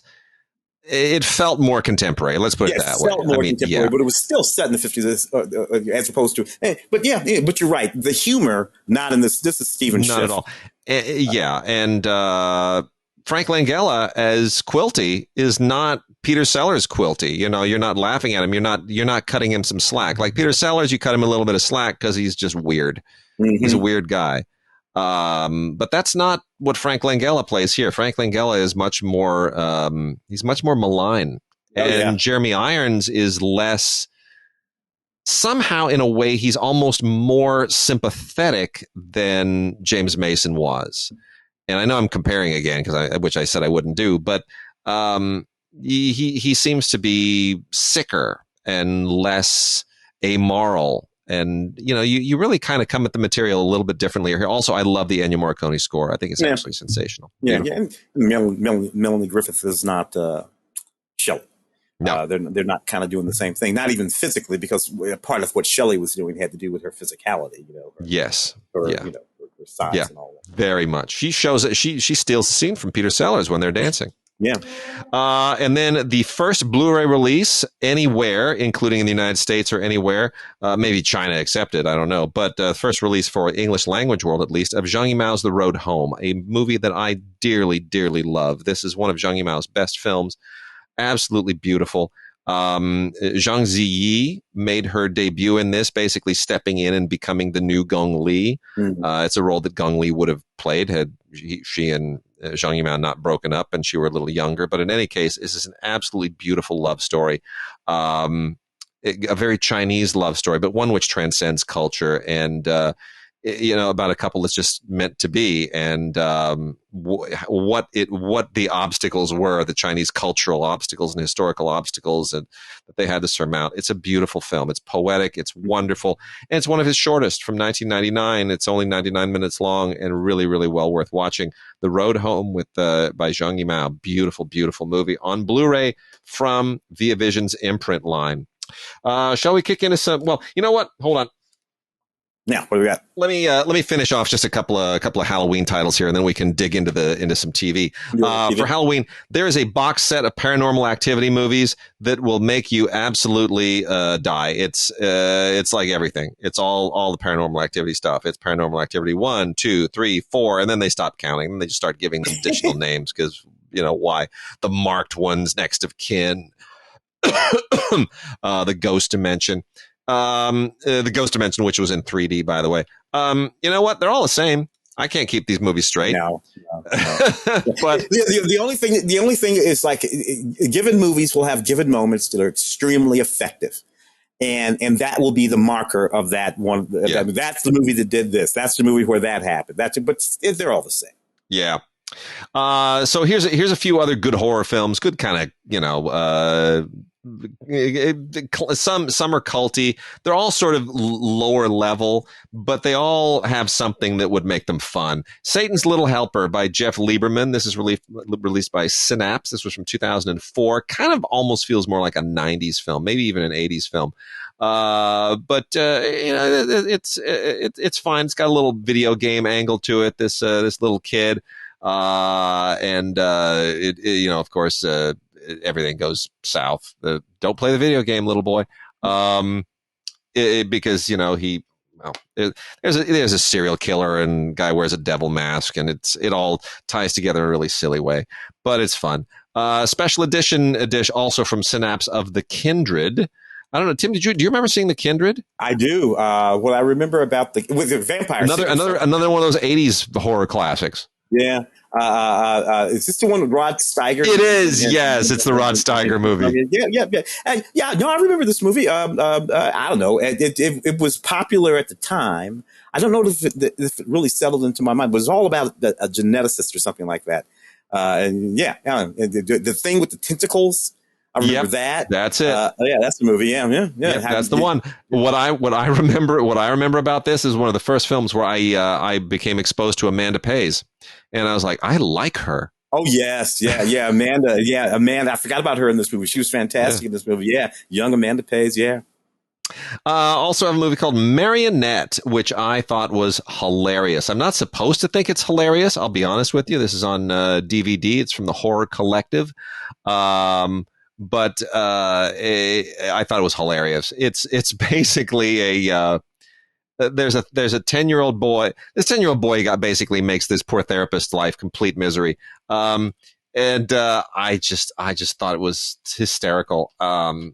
Couldn't stop watching it. It's a good one to put on if you're having a Halloween party. You don't need to pay too close attention.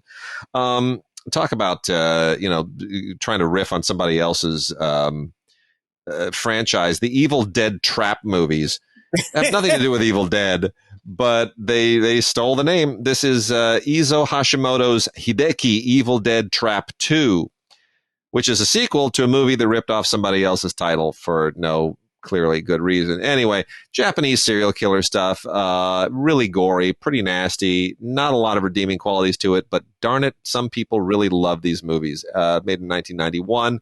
I guess if this is your vibe, but the Japanese can really, if it's not J-horror, it can get pretty nasty, and that one's nasty. Also from Arrow, Two Witches, which isn't bad. I'd never seen this before, and I think, as far as witch movies go, it's all right. Directed by Pierre Tsaridis. I hope I'm pronouncing that correctly. Who also did his own cinematography as well, and it kind of shows. But I didn't mind this. I guess this is some kind of a cult film. And I had never heard of it before, but it's got, pretty good audio commentary on it with Cigaridis. Cigaridis. Yep. And another... It's that silent T. Oh, man. The producer also does an audio commentary, and, it's a witch movie. What do you want? Knock yourselves out. And then from Mondo Macabro, three last ones here. The Other Side of the Mirror is pretty good for a low budget film from 1974. Feels very much like 1974. It's a Jess Franco film. If you've seen one, you've kind of seen them all. Luis Madrid, another Spanish horror film. This one is from 1971. It's called The Horrible Sexy Vampire.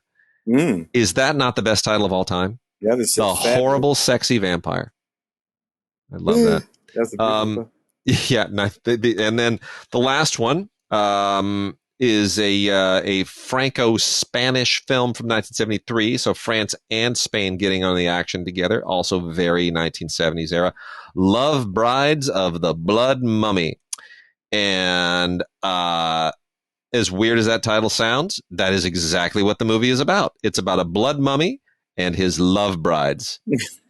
And it's almost hilarious. Not much of a script here, but it's, it has that 70s look to it, as all three of these films do. Mondo Macabro, all three of those.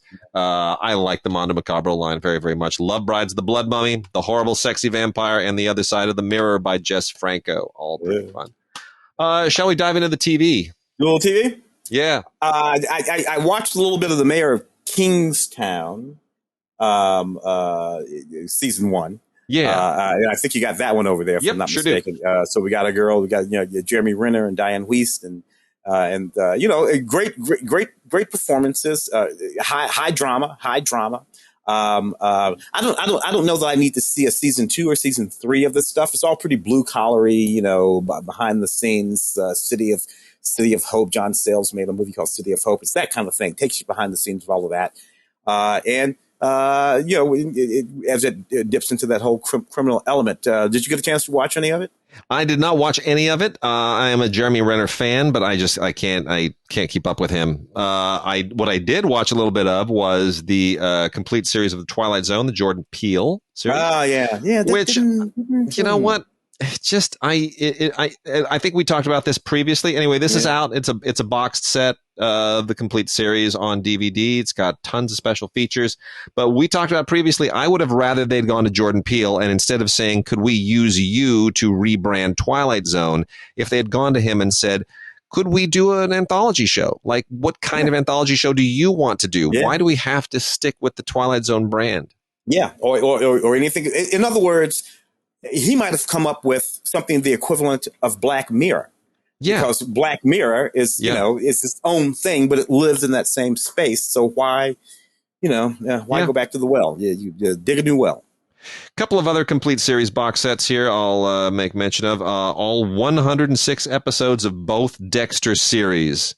I don't know why Dexter New Blood ever came out. Showtime just needed more, I guess. I mean, if you were going to do that, why did it ever go away in the first place? I never understood that. Yeah.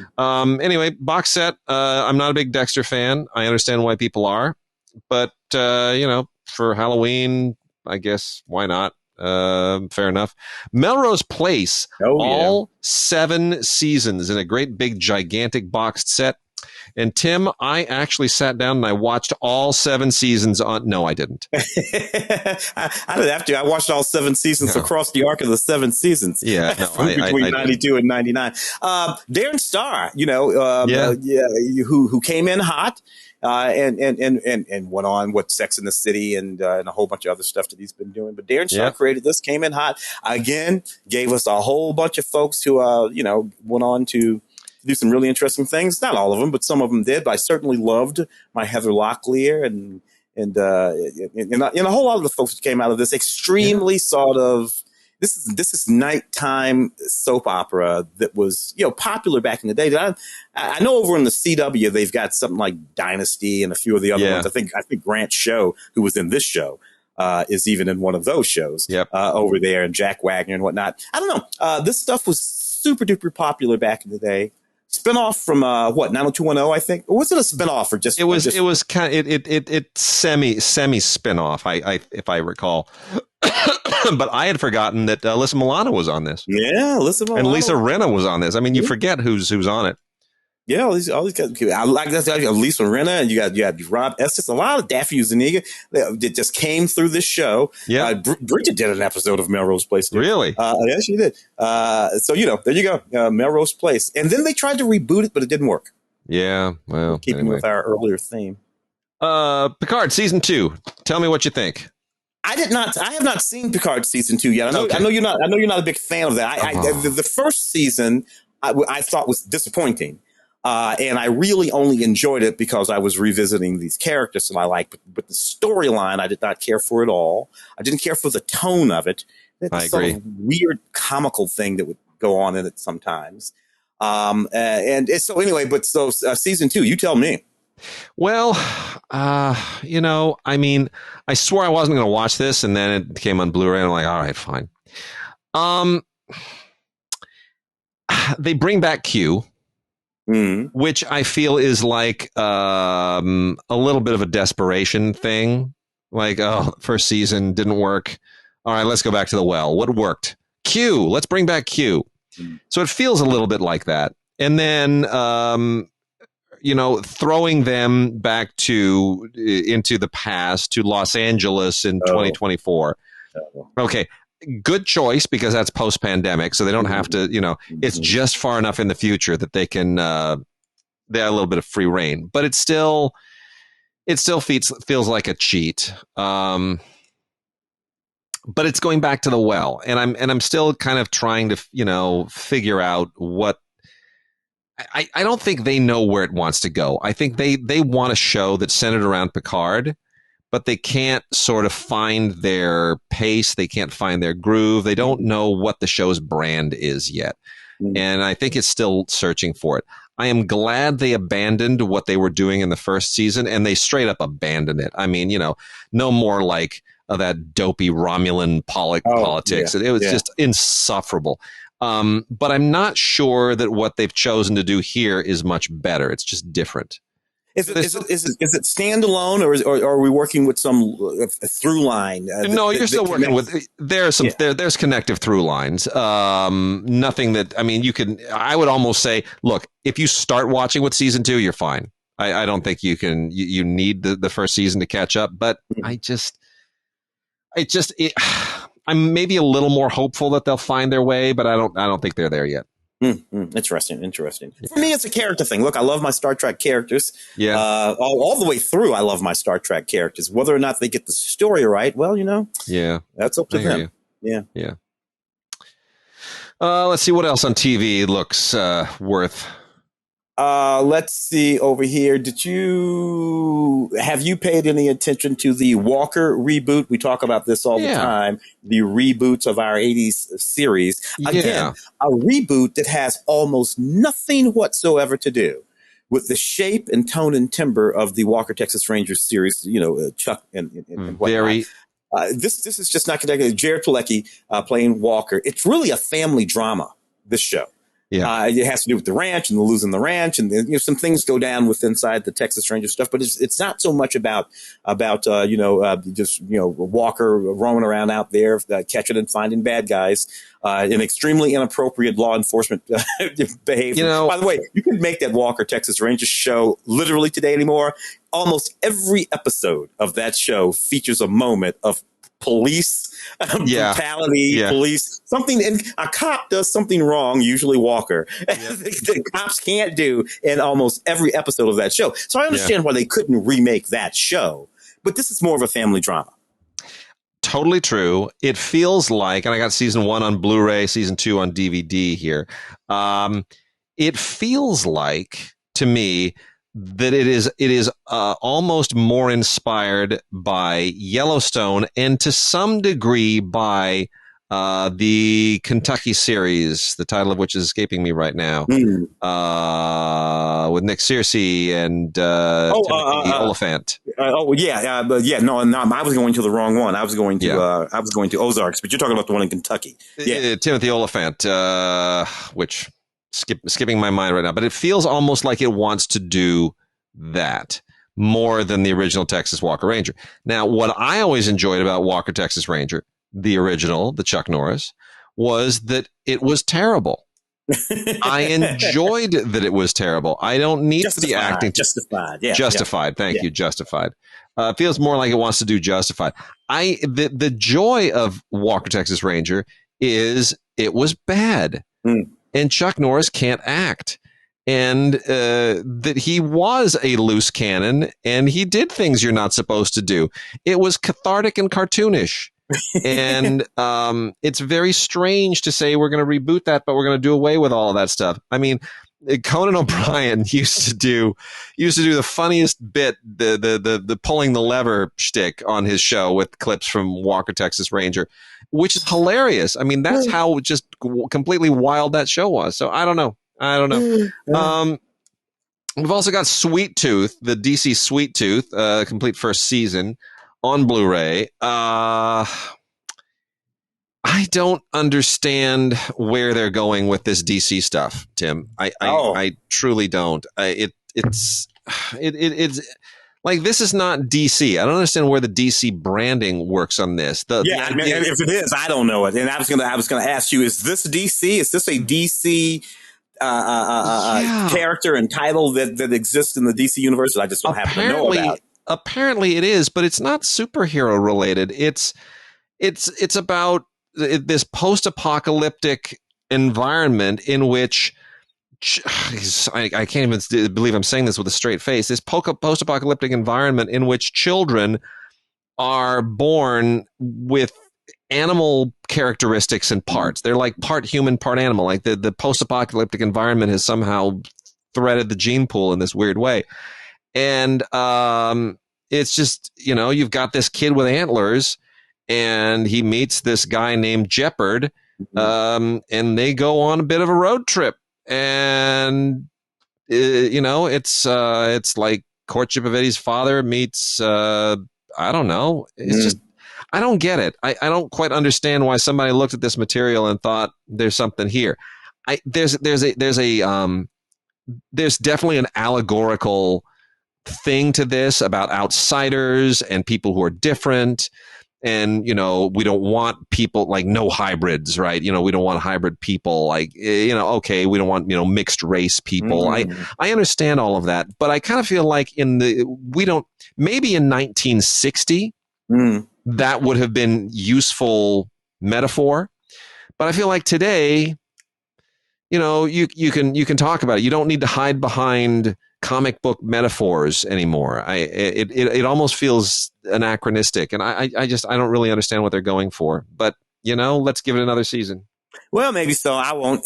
Post-apocalyptic is one thing that I really don't need much more of, to be honest with you. At least if it's not connected to a universe that I'm already familiar with, Mad Max or something like that. Yeah. But new post-apocalyptic isn't new. Your post-apocalyptic isn't any different than anybody else's post-apocalyptic. It's post-apocalyptic. There's a bunch of people walking in long coats in the past of rusted-out Volkswagen Beatles. And that's all that post-apocalyptic ever really is. You may not need more post-apocalyptic, but you know what you do need? You need more Superman TV. More Superman? Yeah, you need Superman and Lois season 2. I've been watching that series and I rather enjoyed it. When it first started, I didn't because I got confused by a thing that they were doing that I thought it had to do with Lex Luthor, a character called Lex Luthor in that first season. And I thought, what's going on? Anyway, they sort all of that out. That's not like Lex Luthor. That's John Henry. And once they sorted all of that out, it settled into something that I rather enjoyed watching. For one thing, it's not really all that much about Superman. It's about Lois mostly, and it's about those kids.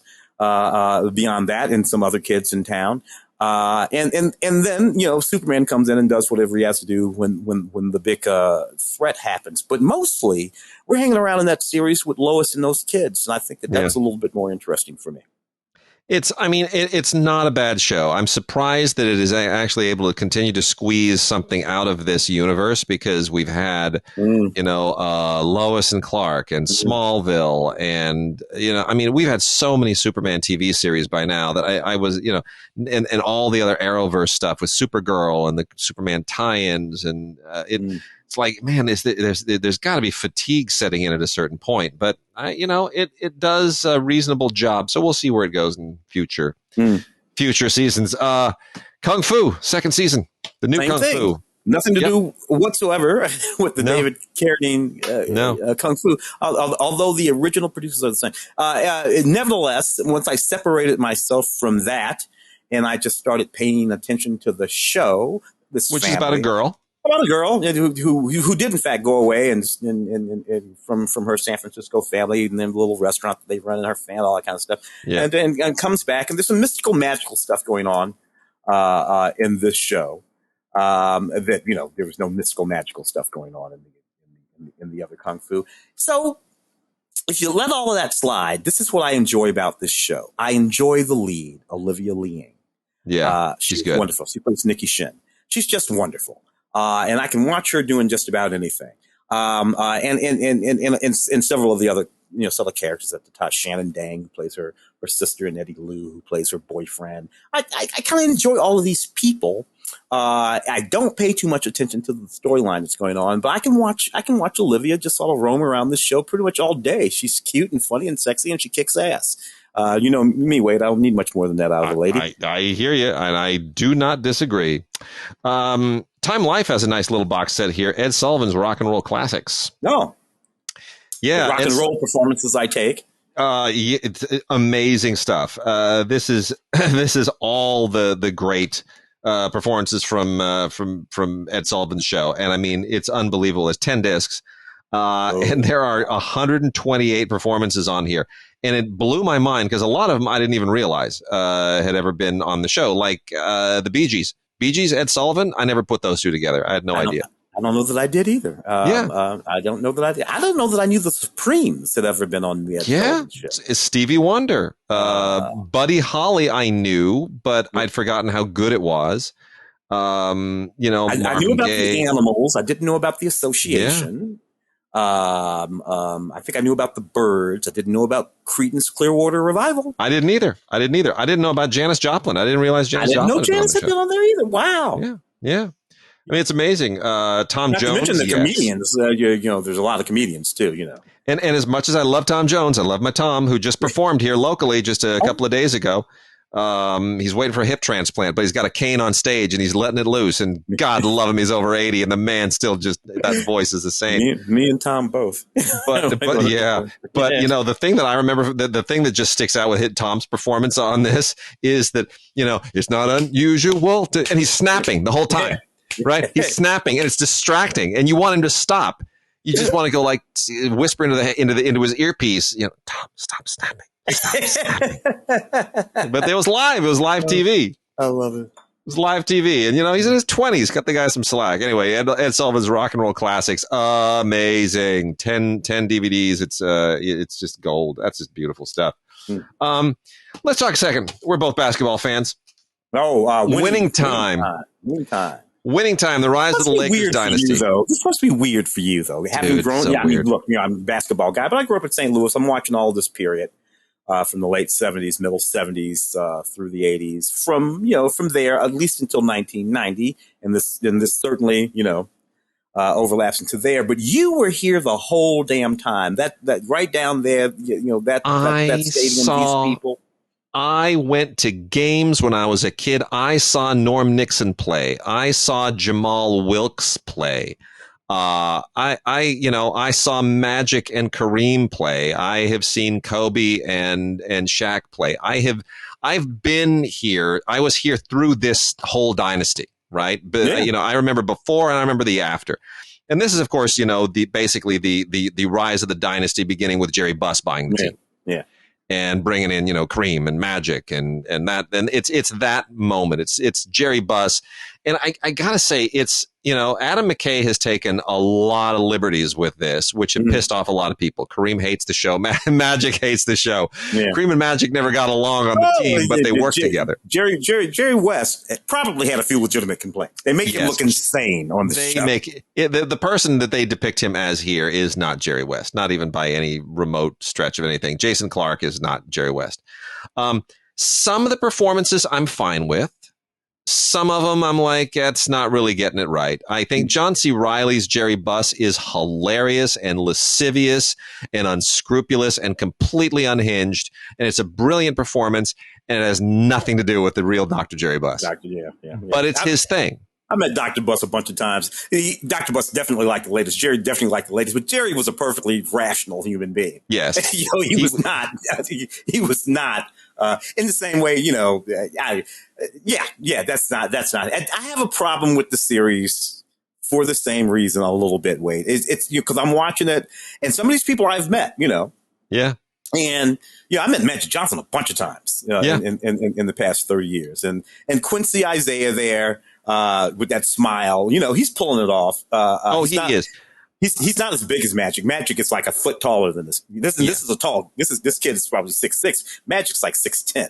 Magic 6'9". I think Magic was 6'9". Yeah. Big guard, really big. And that's what made Magic so amazing, was that he was big enough to be a power forward, which he often could do, a smaller power forward, but he had the heft and the height to play in the post, but yet he had the agility and the vision and the skills to be a point guard and the speed. And it was, Magic is almost a freak in that way. He combined, attributes that are not supposed to live in the same body, in the same brain. Don't forget, he anchored the center when Kareem went down. I know. In 80, like 84. 84. He anchored the, and what was wonderful about that, he started throwing sky hooks. Baby sky hook. Little baby sky hooks. I'm like, come on, Magic. Now you're just being obnoxious. Yeah. I remember the first interview when I remember the first interview, chick said, "Tell us about the baby sky hook." Well, and then Magic goes into the baby sky hook. Now, so I don't want to spend too much more time on this because we'll nerd out. No, but look, Quincy Isaiah does a great job performing someone who is still very much in our consciousness and in the public eye. Yeah. And that cannot be easy. So I give him all kinds of credit. I think Solomon Hughes as Kareem, a little less successful, who's also still very much in our public consciousness. Mm-hmm. But he gives it his best shot. And I think he's really, it's almost a thankless job. So these guys are all pretty good. John C. Reilly, again, we talked about, is fine. I mean, Adrian Brody shows up in here. Sally Field even shows up. Adrian Brody does look like Pat Riley, though. I mean, that's just so weird. Because that's where I'm looking at. Because he has that with the dark hair and that slick back. Because Pat wore those double-breasted suits. Yeah. Him and Chuck Daly. And I'm like, oh wow, that is so strange. It is strange. It is strange. Adrian Brody showing up as Arthur Miller in Blonde is even weirder. It made me go, Arthur Miller does kind of look like Pat Riley, right? Like that's where I went because Adrian Brody plays them both. All you had to do was put on the glasses. It's like maybe they should have gotten Pat Riley to play Arthur Miller. It's hilarious. Yeah. Well, anyway. So I'll give it another season. I'll try to be fair to it. I have reservations, but I'll be fair to it. Yeah. Let's talk about Bel-Air. What the hell is going on with this show? Let's remake the Fresh Prince, except take the comedy and Will Smith out. What's left? And there's no joy in this show. And though I think it intends to avoid stereotypes, what it does is waddle in stereotypes. It does. And then of course all the wacky shit went down with Will anyway, which through all things related this, but it wasn't working for me before all of that. Because yes, look, not everything has to be a sitcom, but I think that what they're doing here is pushing drama, sort of urban drama, into this show where it doesn't belong. This isn't necessary. And I don't know. I feel bad, because all these young, Jabari Banks. Oh, they'll be fine. They'll be fine. But this show was just not working for me, man. Yeah, I agree. Mr. Mayor, the most fascinating thing to me about Mr. Mayor is that I looked at, I was like, Ted Danson has another series? Is it like more series than Robert Conrad? It's incredible. I'm like, all right, whatever. So Ted Danson as Mr. Mayor of Los Angeles, and I guess it works. I mean, a little bit. Only saw one. Tina Fey, one of Tina Fey's things. And Holly Hunter's in it, and Holly Hunter's always lovely. Yeah, I love it. And, he's a quirky mayor, but I swear to God, the one that I saw, I kept thinking to myself, this seems like the literally the premiere episode of Spin City, where Barry, what was his name? Barry.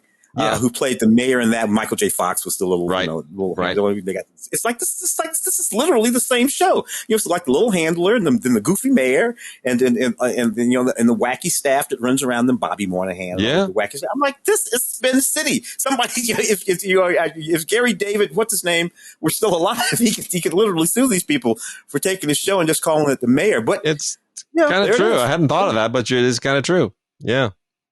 Well, in a similar vein is this show Rutherford Falls with Ed Helms and Jana Schmieding, I think is how you pronounce her name. I'd heard some chatter about Rutherford Falls. This is the thing. We live in an era now of such maximum TV. It's hard to catch up on all this stuff.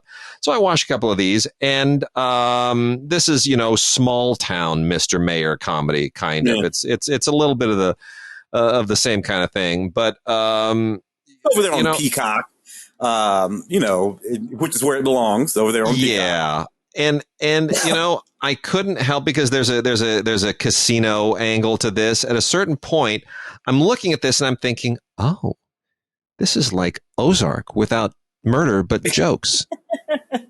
That's what I started thinking. I'm like, oh, if I took Ozark and I took out the murder and the drugs and the debauchery and the sex and the cartels and the murder and the murder, and I replaced it with some jokes, I'd have Rutherford Falls. Kind of. Anyway. I always find Ed Helms funny. He's one of the creators on the show too, so I'm happy about that. Yeah. But that's what it is. The Neighborhood, season 4. Cedric the Entertainer. He's another one coming up on about his 5th or 6th series. All of which he plays the same guy. I know, a grumpy, angry, bad neighbor. No matter who's next door. In this case, it's Max Green or whoever. And it's really, really funny. There's one episode though where they play this storyline where I guess they do some sort of one of those Dr. Lewis Henry Gates genealogy things. And they find out that they're like related, like blood related. And his priest are going to be the guy next door. And I got to tell you, that episode was absolutely hysterical. Because Cedric was just apoplectic. And Max was like, "Yo, cuzzo." It was funny. Cedric is an unbelievably gifted guy. He's what makes this would not work without him. No. At all. Yeah. I got a couple of other season 1s here. Hacks and That Dirty Black Bag from AMC Plus. Now let's talk about AMC Plus. This is AMC trying to make the streaming pivot. They are pretending that this is a spaghetti western. They even put a pull quote on the cover of this.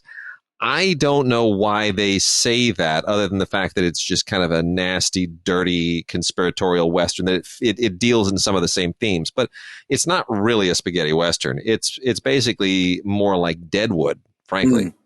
But it doesn't quite work for me. It almost feels like it's trying too hard, which I thought Deadwood was too. But Deadwood had style. This looks cheap as fuck. I'm sorry, dude. Yeah, It looks like these Western sets and whatnot. But they look like Western sets, and I don't think you're supposed to. I think it's supposed to be dramatic, and Dominic Cooper is actually pretty good at it.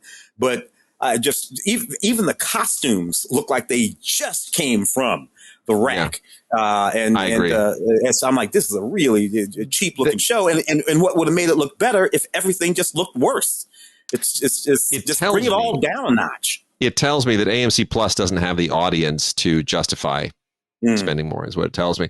On the other hand, Hacks, which stars Gene Smart, who is just ageless and actually had the courage to... You're ubiquitous. She's another one. Been on television since what?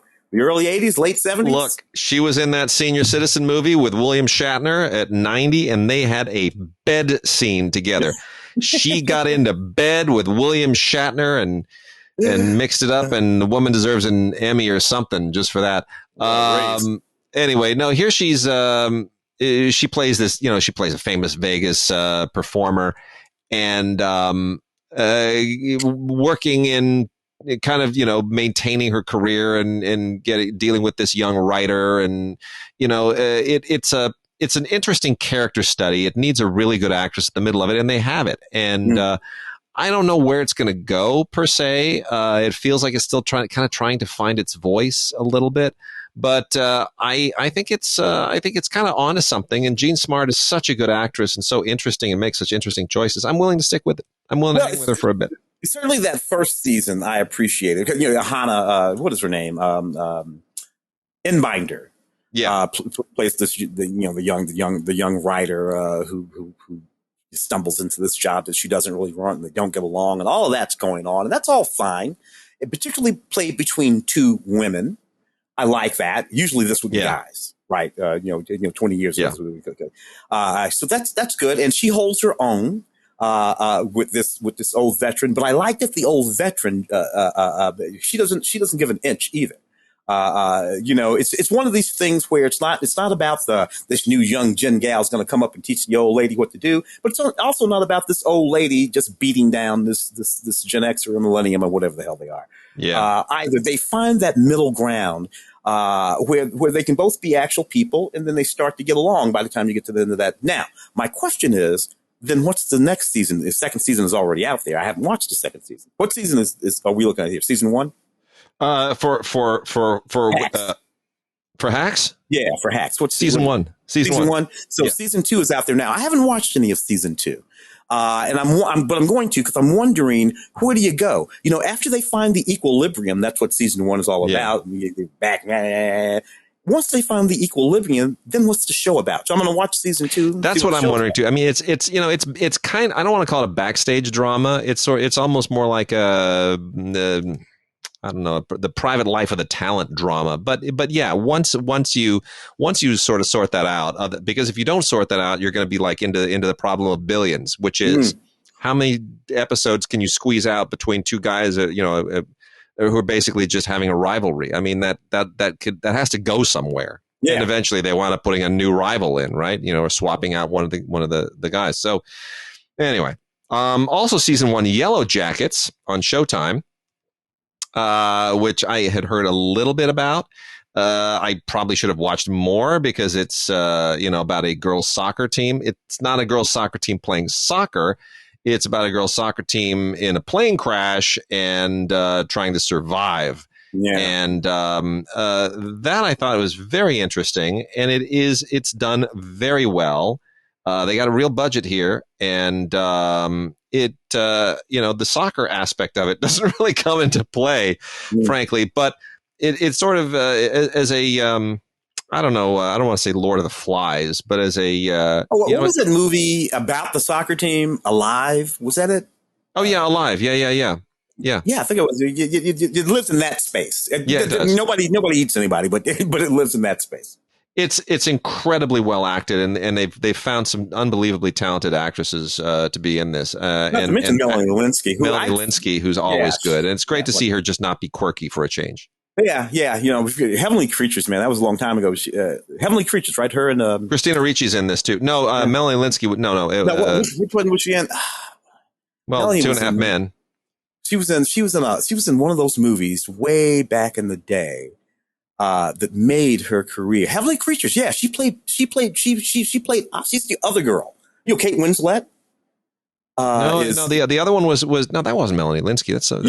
That's Melanie Linsky, dude, in Heavenly Creatures. That's Melanie opposite Kate Winslet in Heavenly Creatures is Melanie Linsky. People forget that's that girl. And before one thing, she was kind of she put on a few pounds in those ensuing years. But people forget that was Melanie Linsky in Heavenly Creatures. Well, we got Christina Ricci Wednesday here too. Yes, they're the names in this thing, but some of these other actresses are really, really good. I mean, like Tawny Cypress, I'd never heard of before. She's absolutely terrific. So, and Juliette Lewis is in there too. Juliette down there. I forgot about her. She's also in that thing. So let's start to wrap out some of this stuff. I also want to make mention from Shout Factory, we've got for people who just cannot get enough of their Ultraman and affiliated Japanese stuff. There is Kamen Rider Kuuga, Kuuga. Sounds like cougar, but it's not. This is basically if Ultraman rode a motorcycle.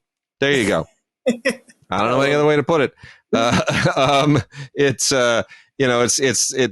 like it's like all those shows. It's all about the costume and the fighting, and it's very, very silly, but it's still relatively fun. It just lives in that same space. So if you like the series, if you're even remotely curious, Kamen Rider Kuuga complete series. And then let's wrap out with one more here. How about let's see, season 2 of Wife Swap? Why not, Tim? Why does this show exist? Season 2 of Wife Swap. You said, yeah. It's just that's that. There's season 1 of Wife Swap. So basically, I suppose the idea, these families in different places, you swap your wives, and you take on my family. Who would do this? Why do people do this? And why? I don't even know what the notion is behind any of this stuff. And I don't know. Yeah. And there's something so slightly lurid about it all too. It's so lurid. It's just that, the stuff that people will do for money, it just depresses me. It really does. I mean, it's not fair to the kids. It's not fair to the families. It's just not fair to anybody. It's just, it's like what we used to do to a friend of mine when we'd sit at restaurants, like, I'll give you a quarter for every 10 seconds that you can keep ketchup and hot sauce in your mouth. It's like those kinds of games, like seeing how greedy can a person be that I can torture them and they'll put up with it. Yeah, I don't understand. But anyway, there it is. All right. Thanks, everybody. I hope you have a fantastic Halloween. We might be back before Halloween, but if we are, it'll be just before Halloween. So hopefully Wade? I noticed we didn't do any obits. We didn't. I know. Which I guess there aren't any. Immediate obits. So Coolio died. How long ago was that? About 2 weeks ago. About 2 weeks ago. So I guess, but Coolio, lost Coolio. And Nikki Fink died. We should. Nikki Fink, Deadline. Yeah. I guess we should mention Nikki Evil Bitch. I mean, she means probably nothing to anybody who's listening. That's a very inside Hollywood thing. Yeah, very inside. She cussed me out twice. No, I